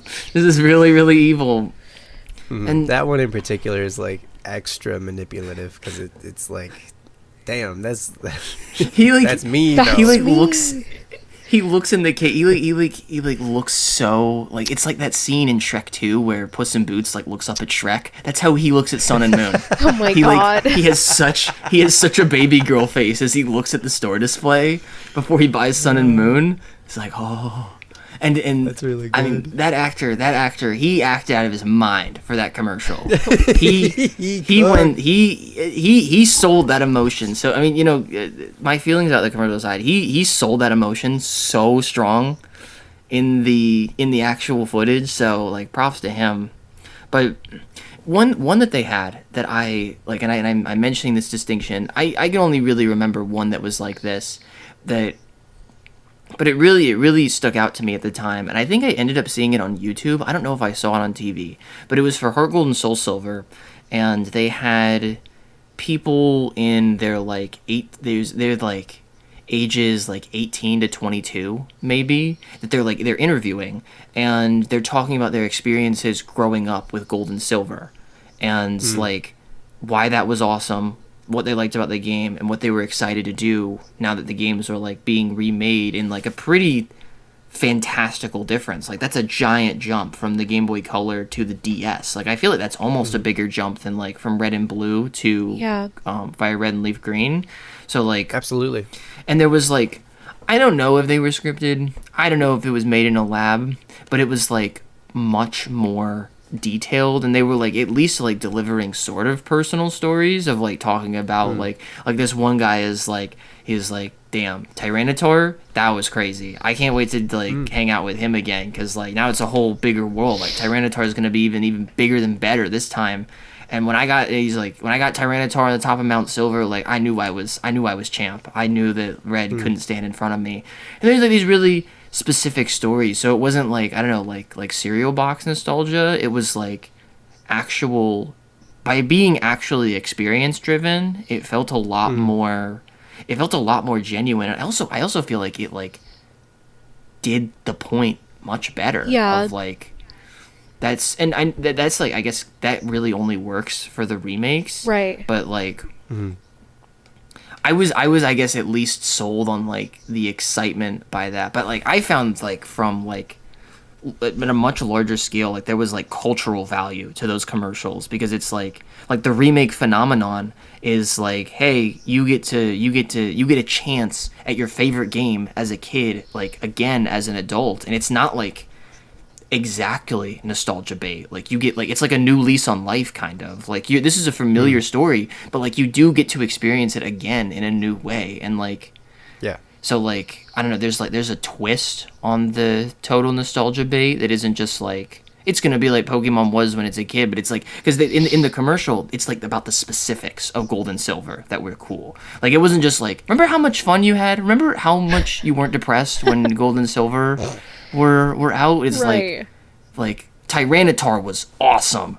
This is the best. Like I love Tyranitar, and I love hanging out on Mount Silver. Is like there's such specificity to those experiences, and they showed a bunch of them, so you'd probably relate to somebody in this like interview set. But it's like the actual like adventures and seeing what other people like because it's like I think it's still valuable. Like I don't know. I assume, because I assume there's people who are like me, is like, I don't know, I don't love Tyranitar's okay, but to like see somebody who was like 20 talking about how they had a favorite Pokemon when they were 10 that they're excited to hang out with again is like, I think that's like, it's like, I don't know, I guess if you're normal, that should be valuable to you, maybe, like like that is important to me, even though I'm not a gigantic Tyranitar fan. Like I don't have any emotional stake in that story, but it's like, that's really cool, because I can both sort of emulate, like beyond just like, oh, dopamine, I'm gonna get so much dopamine from this game, of like, that's really cool how you had a favorite Pokemon and it was a really big deal, and like you're gonna be king of the playground again, but now you're 20. Like that's, I don't know where that line is, but like if they can make it specific enough, I don't mind that stuff, because it's like it becomes experience driven instead of marketing driven, I guess. Yeah, it felt like maybe the Sprouse Brothers commercial was aimed to sell Heart Gold Soul Silver to someone who hadn't played the Johto games before, where the commercial that you just mentioned was particularly geared for people who like played Gold and Silver initially. And then watching through a whole bunch of these earlier, just to sort of, you know, see what they were all like. I noticed that like there was a Gold and Silver commercial, a Heart Gold Soul Silver commercial, and it was one of the first times I noticed that they actually like referenced the original in the commercial itself. So it was like one of the first instances of what I would say would be like a history commercial or like a nostalgia kind of bait commercial, basically, where like they showed the original, they showed the year, and then they showed the new remake. And it's interesting that like in the same generation, for the same game even, there were these two different approaches, you know, again, for I think trying to sell to the people who had played those games already, and then people like me who were younger who hadn't experienced Johto yet and loved the Sprouse brothers. That is really interesting. I don't have. I guess I don't have anything new to say. I don't. You put it quite well, but like, because they didn't do that for. You're right. They didn't do that for Fire Red and Leaf Green, which is interesting. Those were like pretty short commercials that like I feel like almost like detracted from themselves. Fire Red Leaf Green, they actually used the like Team Rocket slogan to protect the world from devastation, to unite all people within our nation. They used that at the beginning. They have two different versions. They have one of just like a cool voiceover guy doing the Team Rocket slogan, and then just doing like the first two lines of it, and then launching into like you know, your generic like just save the world, catch some Pokemon, yada yada, you know, get all 8 badges, with footage of Fire Red and Leaf Green. It was kind of like a pretty basic commercial compared to like the ones before it, and then also the ones airing at the same time also for the GBA and the GameCube. But then they had another commercial also for Fire Red Leaf Green. I think identical script, only this one had like live action like shots of like kids battling and in like real life, but they had Game Boys, and the Game Boys had the wireless adapters, and so that changes the game. Of those commercial was battling wirelessly, but it's so funny because they're standing 10 feet away from each other on like a bridge. Oh my god. Oh my gosh. That's big. That's what are we gonna do? It's really big. Monumental. Yeah. And the first one that I mentioned too, the like pretty strictly voiceover one, also mentioned the wireless adapters, but the second one with the live action definitely made it more of a, tried to sell the like cool feeling of your Game Boys connecting wirelessly, which I'm sure at the time would have been very cool, but now it's makes getting more of a hassle. The 4th trainer card star a little tricky. Yeah, it's gosh. They're, I guess, sort of bad by current standards. I mean, they're fun. I like they're it's a novel more than anything. Is novel for sure, but yeah, not future proof. That's really I'm fascinated by the when they started selling the nostalgia, because that is like a really, I feel like, worthy metric to track, like when they started doing that versus like I don't think there's like an exact break between that and the absurdity. It doesn't seem like there is, but just like, I don't know, I guess when they had enough like experience underneath them. I mean, it was probably black and white. If like I don't remember many commercials from that era. I don't know why. There's only one actually I remember that I do just want to shout out, because it was like maybe like production wise probably the best one they ever made. But like that was like when the hard reset was happening, and there was this one selling the remake of it all in Heart Gold and Soul Silver. So I assume after, like, with that Heart Gold and Soul Silver stuff, they probably realized that like we have enough experience now, or they have enough experience now to be sold on what that experience was, versus necessarily that this new one is going to blow your mind in some way. But do you remember I don't know if it ever actually, I think it aired on TV. I want to say it aired on TV, but like, and it's not my favorite. Like I don't think it's like it's clean, and it's almost like sanitized in like an anime way. But the animated trailer for Black 2 and White 2 is like randomly one of the best Pokemon animated things I've ever seen. Do you know what I'm talking about? Is that the fight between Charon and Rosa for like Black 2 and White 2. Yeah. They did like and then it cuts to them fighting like on the boat. Yeah. So the first one is like Stoutland and Superior. Mm-hmm. Like gym leader Charon versus Rosa. And then they cut to the boat and it's like Lipard versus, is it Lipard?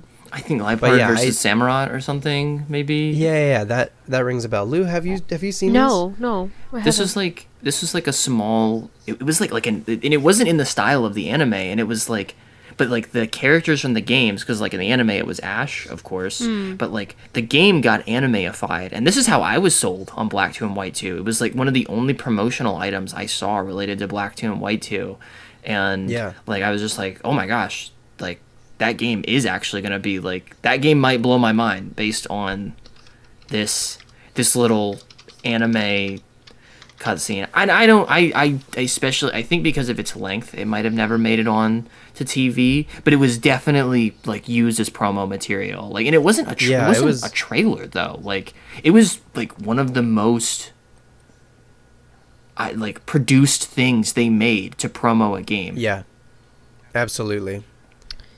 And I think that this in particular, like, was the beginning of them making like straight to web or like straight to YouTube, like really well animated stuff.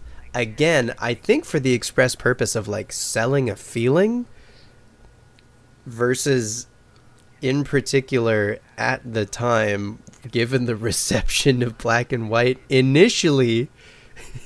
Yeah. I think they were doing like some kind of crowd control, I think, with like Pokemon Generations, Pokemon Evolutions, this exact Black 2 and White 2 animation that you're referencing. Like, they were really trying to be like, no, but look how cool, like this look how cool this like kind of is, like in your mind though, like while you're playing, if you just sort of like imagine graft what's happening in this video onto the game itself. And I'm not saying that like Black 2 and White 2 look bad. I think they're the best looking games on the DS.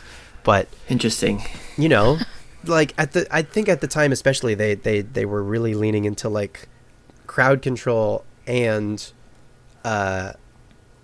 like selling you more on a feeling. Again, it was like similar to the nostalgia thing, where it was instead like, you know, doing what like Pokemon Stadium did for Red and Blue.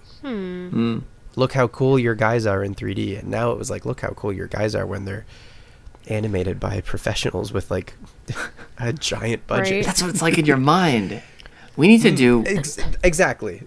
We need to do an episode about the public perception of Black and White. That's like, the just like the 180. Just like you said, like when those games came out, I was heckled relentlessly when those games came out for enjoying them. I was back on Pokemon after the Heart Gold and Soul Silver debacle, and like I think I'm in like 9th, 10th grade maybe, and I'm getting constant comments about how ice cream and garbage bag makes Pokemon dumb and for babies. I'm like, it's cool. Also, your favorite Pokemon is eggs. Like, why don't you tell me about that? For real. Like, the and like that was also when like Gen 1ing was like kind of at its peak because of like the split that had happened between 1 and 5.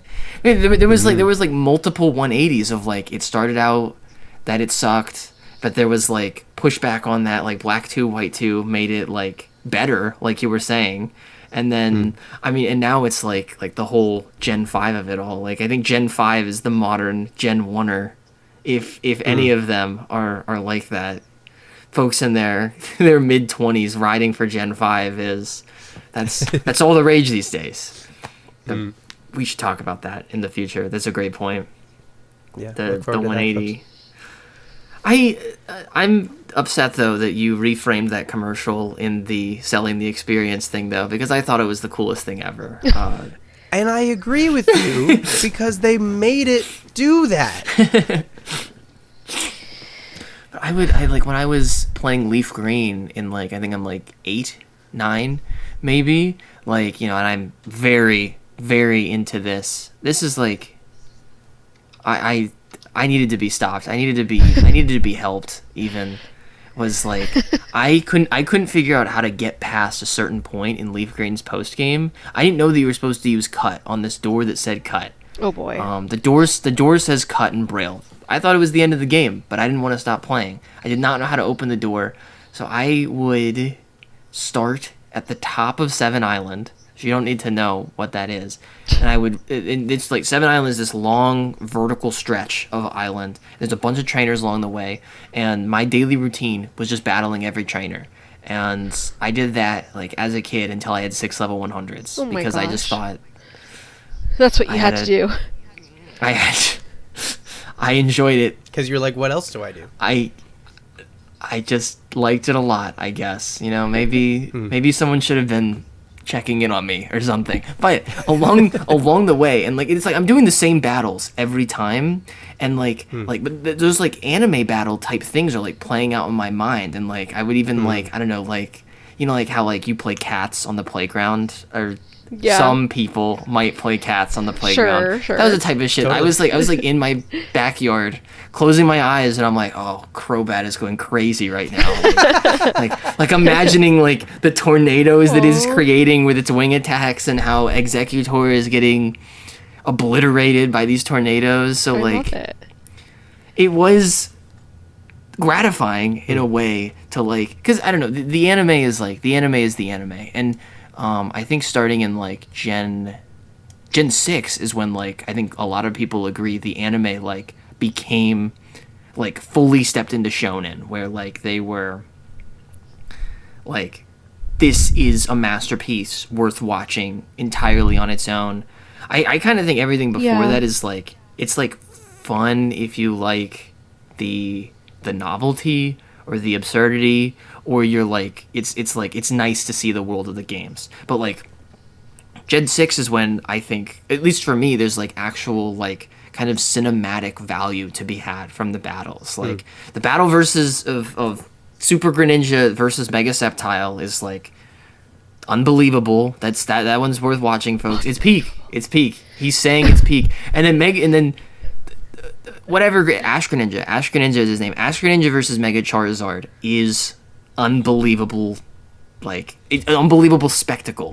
But I felt like the first time that I got this, like it's like kind of like sort of like being rewarded by them for like having these feelings, was this Black 2 White 2 trailer where it's like, because I hadn't even seen the game, it's like, oh my god, they're gonna fire a laser on the pirate ship, and there's a bunch of crooks there that are trying to stop me. Like, this is, oh my god, I can't wait. Everything's changing with this game. And there were sequels. It wasn't even like that different, and I got to feeling this way because all they had to do was show an anime trailer. That was all they had to do. Yeah.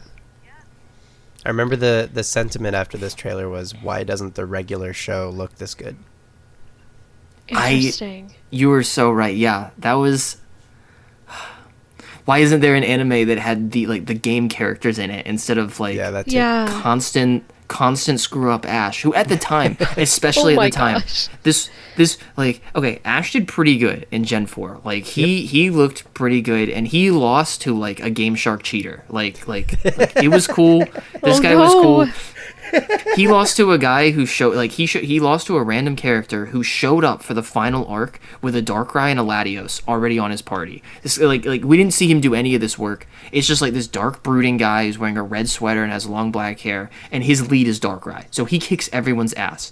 Ash is the only guy who even gets rid of he's the only guy in the whole show who beats this Darkrai. So like, and this guy has 6. He only showed 2.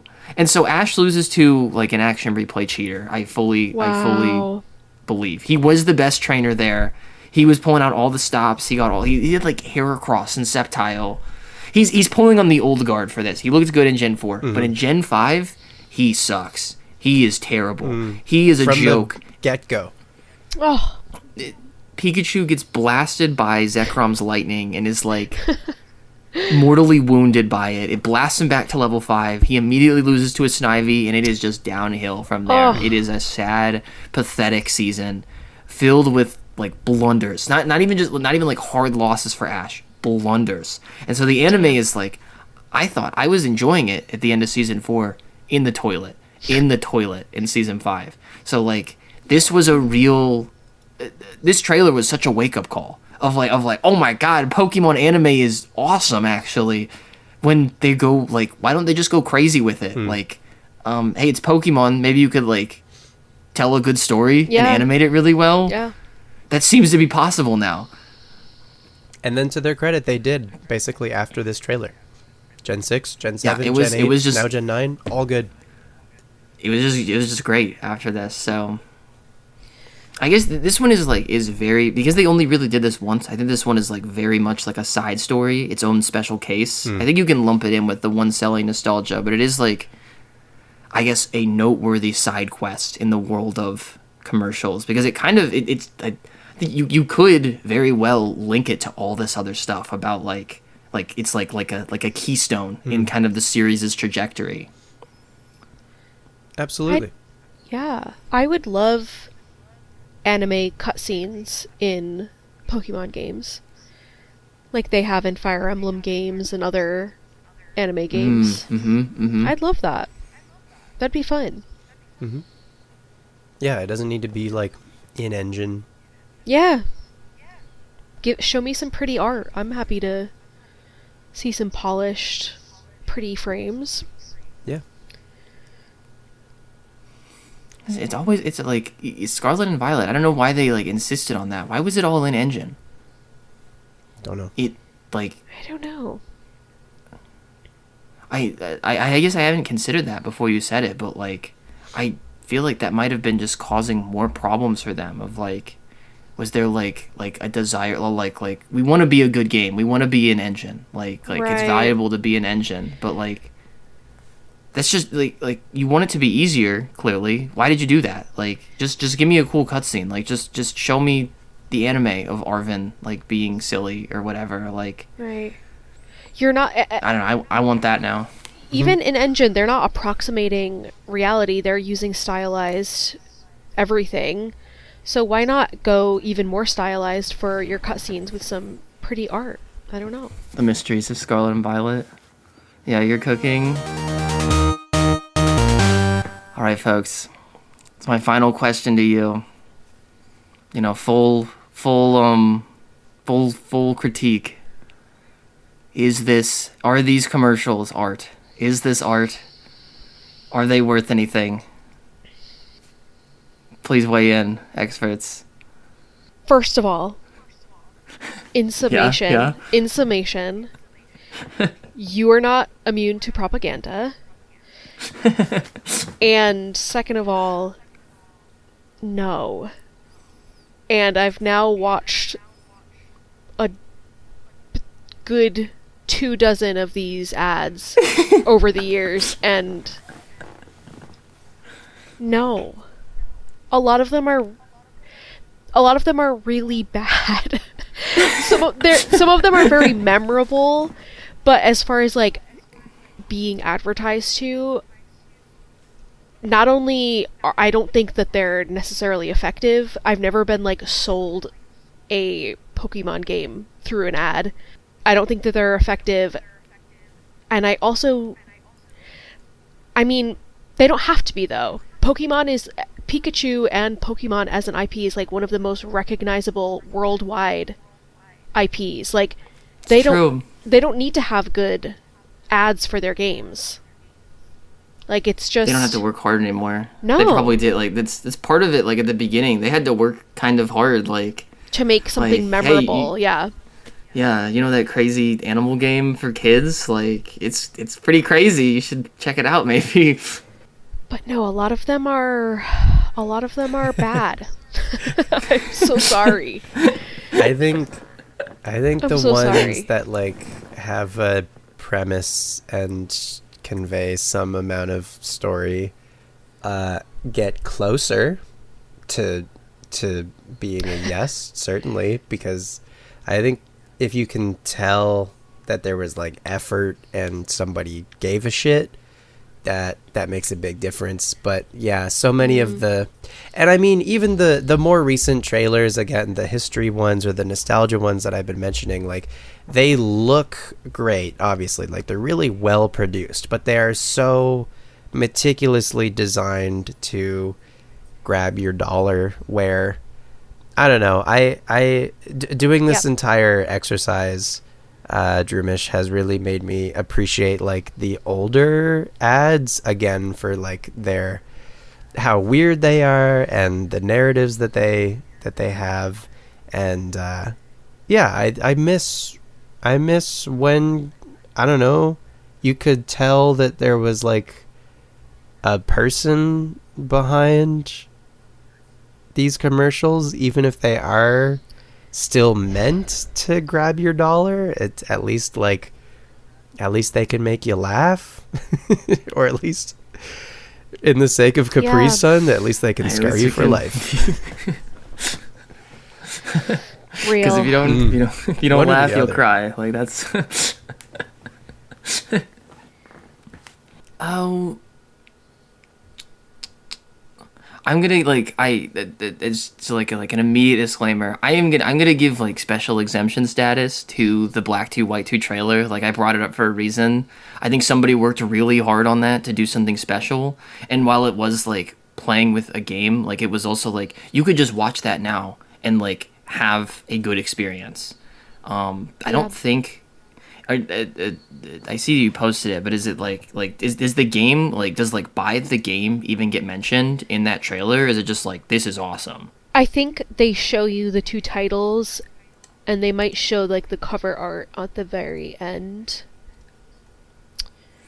But I don't think it's like leaning heavily on like, here's the website, here's the release date, like anything like what a lot of modern commercials do. Then I think that's just as much of like an ad as like, I don't know, like the anime is. Like the anime is like promotional material. Like it's like, oh, Pokemon is awesome. Like that was a fun episode. Like I think it's just as promotional as that. So like I am going to give special exemption status to that trailer because somebody worked their ass off to make Unova look really, really cool.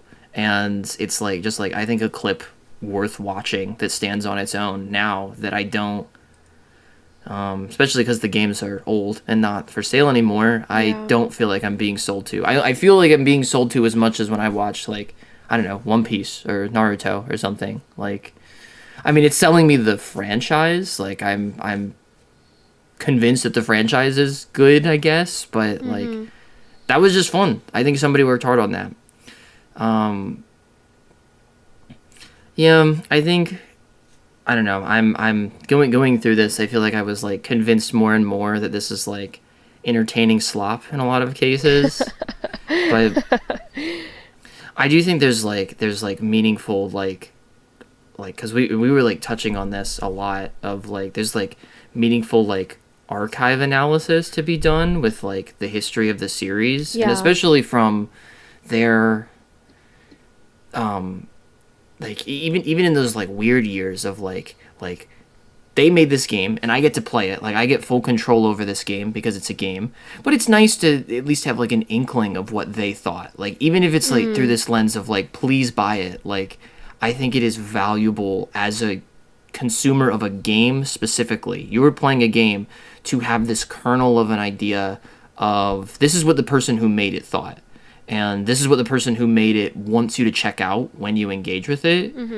I think that is uniquely valuable to game promotion because like you get to see like I don't know, it's like if I made like when I make a video and show it to you, it's like make sure you check out the bit with the Fire Emblem commercial. Like you're gonna like that. Like I'm like I get to tell you like that was my favorite part, by the way. I think that the honey trees are really good. You should check those out in Diamond and Pearl. So like I think there's something like uniquely powerful that is present in these commercials about that, and like so that they can be more valuable as companion pieces than maybe with other like similar media. Yeah. Because like the Platinum one, for instance, which I don't think we mentioned, it's a pretty standard commercial, but they like tell you to go to this new Wi-Fi plaza. And it's relatively buried in the game, but like the commercial does a good job of like showing you it's like it's just like a festival hall that you go online with, and it was a new feature. And commercials like, hey, there's like it's like I don't know, I guess from like maybe a more innocent point of view is like we have this special thing that we worked on for this game that wasn't in the last ones. Like, we recommend checking this out. So it's almost, I don't know, like tourism in a way. But this doesn't work for like food or something, or like in just an object that you buy. I think it's because games are such a transformative experience that I'm like willing to be like sort of led astray by this, because like I have a lot of say over the end product. Like, I get to transform it. I get to decide that I'm only going to use Pidgey in this game, even though they said Pidgey is terrible in the commercial. Like, I get to make certain choices about it. And so it's interesting to have kind of like director feedback in that way. Yeah. And yeah, the other case by case is definitely when like you can tell that like somebody actually worked on this. And we don't have to go like into like a crazy amount of depth with this, but I do think that there's like there is, I don't know where it is, because we're in such a horrible place now, like at large, but like I do think there is a dividing line somewhere in between like the canyon of like mass marketing propaganda commercials and, hey, you two are my friends, will you check out the game I made? Like, and there's like there is some depth, I think, in the ocean of like persuasion that isn't like horrible manipulative nonsense. Like, I don't know, I think like indie game trailers sometimes make me feel a certain way, like when I watch them, about like, you know, it's probably like the person who made this, like they just like put together like a reel or something, or like it was like a pretty intimate process. And I think that like that idea combined with the lens of like, this is the creator showing off their work, maybe not art, and maybe not even in Pokemon's case like every time, but like definitely not. I could call it like, I don't know, like a companion to art, a valuable companion, and an art's friend in some cases. Like, I don't like the like a I don't know, like I'd call like a trailer for Balatro like art's friend, for instance, like because it's like we have like intimate knowledge. It's like, oh, that's just a guy. That's a guy who like made his thing, and it's like this is completely different contextually. Like it is very different. Like we are being sold to, but this is like how being sold to works in a normal society with normal psychological interactions between humans. So I guess I'm just like the slightest bit more charitable to it, but I guess the answer is no. But like it could be like a valuable side piece in some cases. Yeah. You know, I just think somewhere in the past we went down the wrong path. I think, you know, just somewhere in the past. With Pokemon, the whole thing. Just in general. Yeah, no, but seriously, finding yourself living in the end stages of imperialism, your whole relationship to what this product ultimately and its devices that it sells itself to you, your relationship is just it can't be art for me. It can't be. I think I think because video games are such a unique medium to experience stories, I think even if it's being mass-produced, a video game being mass-produced like Pokemon is, it can still be art, but the channels through which it's sold to you, I don't feel any sort of, unfortunately, like value there. I'm so sorry. I think I agree. I think you're right. Ultimately, I mean, like, I guess like my full thought is like it could be, but it's not. So it very well could be. Yeah, and like, it's there's many examples we can point to be like that is like your favorite commercial. It could be art. It could be something that's a more just like expression of a story that isn't necessarily something that, you know, is meant to sell you something or meant to literally pinpoint the exact emotion to, you know, like there can be things that are an expression about like, I love this, you know, this story, I love this genre, and here's like my interpretation of it. And like oftentimes that, like anytime, like a lot of movie trailers I feel like can be seen that way, of like, this is just somebody who maybe isn't trying to sell you this movie.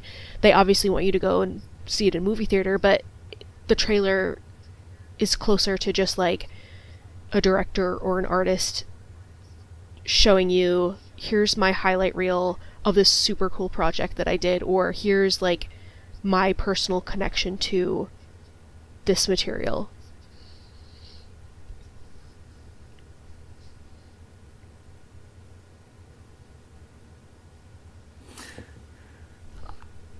I'm with you. No more WWF. I think I'm with you. Turn it off. Quit watching wrestling. But I really want to play Hey You Pikachu though. for some reason, I don't know why, but I really want to play Hey You Pikachu. Yeah, I'm really fiending for some AR Pokemon. Dying to get my hands on some. I don't know where that feeling's coming from, but Any closing thoughts, Capreo, before we sign out?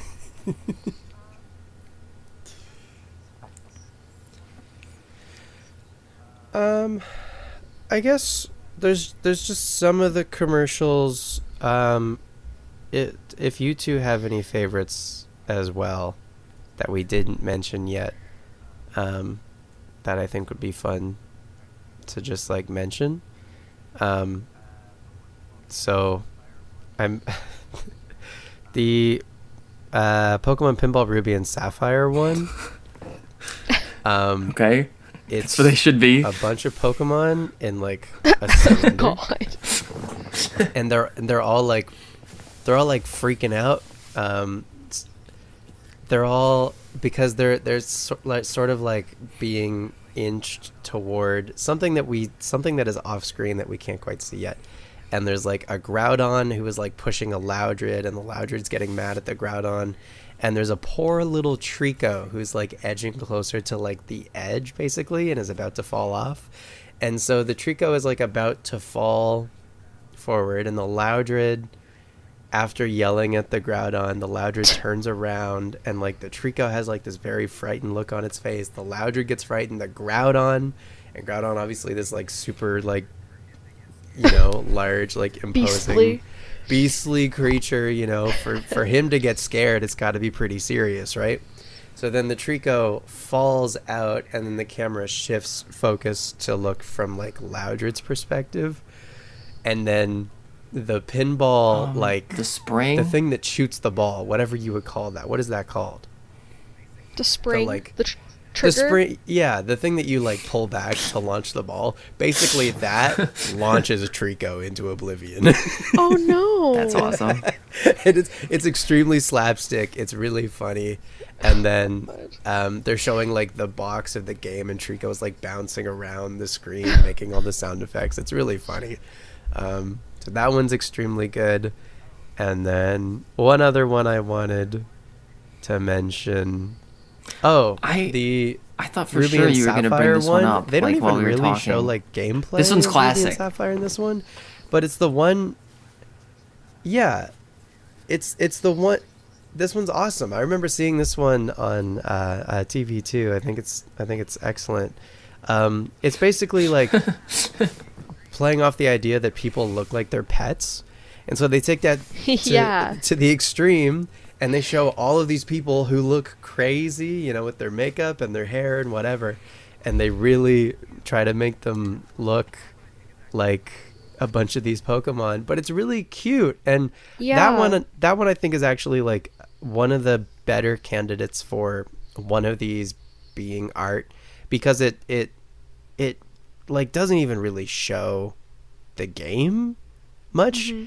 the thing that it does show, I think, is like the new designs of like the Hoenn Pokemon that are going to be in Ruby and Sapphire should you choose to purchase it. So I think it's trying to like get you invested in them and like their designs, by way of also like making these like Weird. like human lookalikes. Right. And a lot of them look really, really goofy. The old man with the Shroomish is excellent. But there's a bunch of them that are really, really good. Anyway, those two in particular, surprise, surprise, they're both Gen 3. So anyway, my bias is showing yet again. On that one, they have but like... those two, I think... a lot of the outfits look really good. But Yeah. like, one that always kills me is like, 'cause all the outfits look pretty good, but then there's like a kid Yeah, with right? Duskull, and it's just like this like... He's just like this kid is like, it looks like he's like getting his like eyes to kind of stick out of And his the head, teeth. sort of, and he just like he puts his like, I don't know, he does like the overbite thing, like he makes his like two front teeth like Ew. hang out over his mouth. He's just trying to look like Duskull, and it's like not an outfit, but it's like I guess you look like Duskull. You also look you also look really freaky right now. His like expression. That one always instead, gets me. yeah. That one's really. Is that That's the really same? good. Did they say? Is that the one where like there's just like random people around town and they're like saying just Pokemon's names? They're like Butterfree, Pikachu. Do you know what I'm talking about? Oh, okay. Same era, I think. That's No, scary. Different one. There's one that I think you're thinking of there's a kid and he's walking down the street and he's like, Oh my God, yeah. in his mind he's like saying the names of moves, you know? He's like killing people well psychically. no, but People he's- like drop to the ground behind him. is in his well actually yeah, that's at the very beginning of it. You're right, that's true. There's a bunch of people like laying down on the ground, but he's like, you hear like the voice in his head go like rock throw and a rock like falls on a car. That It's- one is. But the idea for that one is like, you've mastered all the moves in the game, now take them to a new frontier. And it's a commercial for that Pokemon one's Emerald, awesome. highlighting the battle frontier.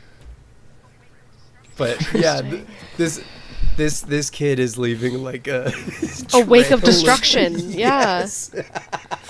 It's like a Literally, rare like, showcase of crowds what of the people. damage moves would actually do to the world. That one's really good.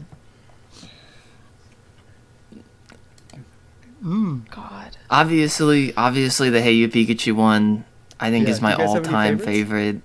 Other Highly favorites? quotable. No more WWF. Of course. Extremely.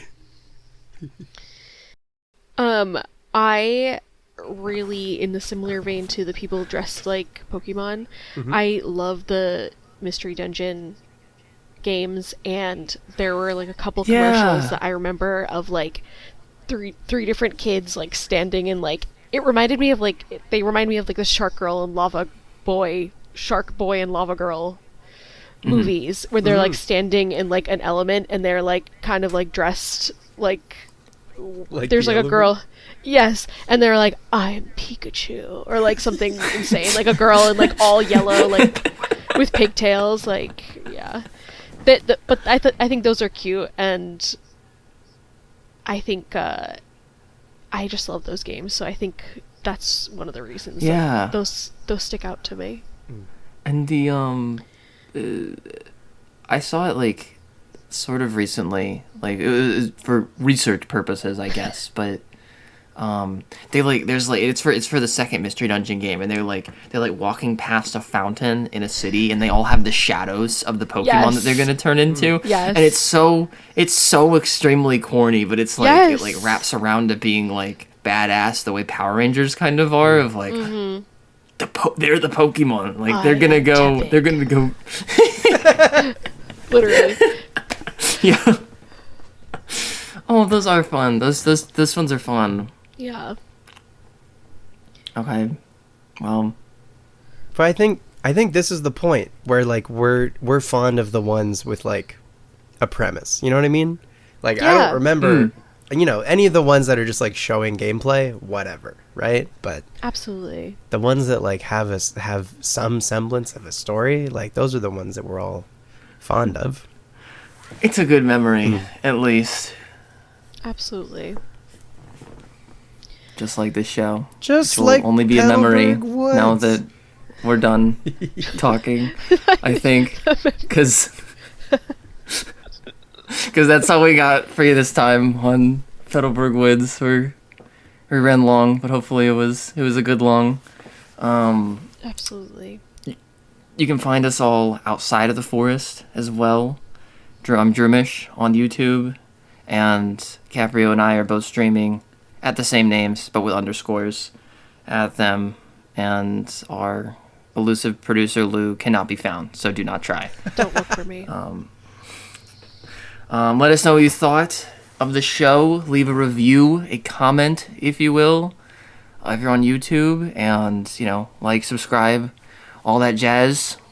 And until next time, leave your repels at home and come visit us in Petalburg Woods. Bye-bye, everybody. See ya.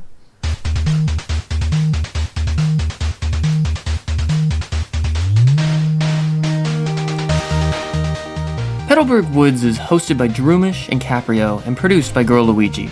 The theme music is by Capreo, and additional artwork is by Mo Paint Stuff. Let us know where you'd like to visit in the Pokémon Universe next. Email us at petalburgpod@gmail.com. And until then, leave your super repels at home and come visit us in the Petalburg Woods. See ya!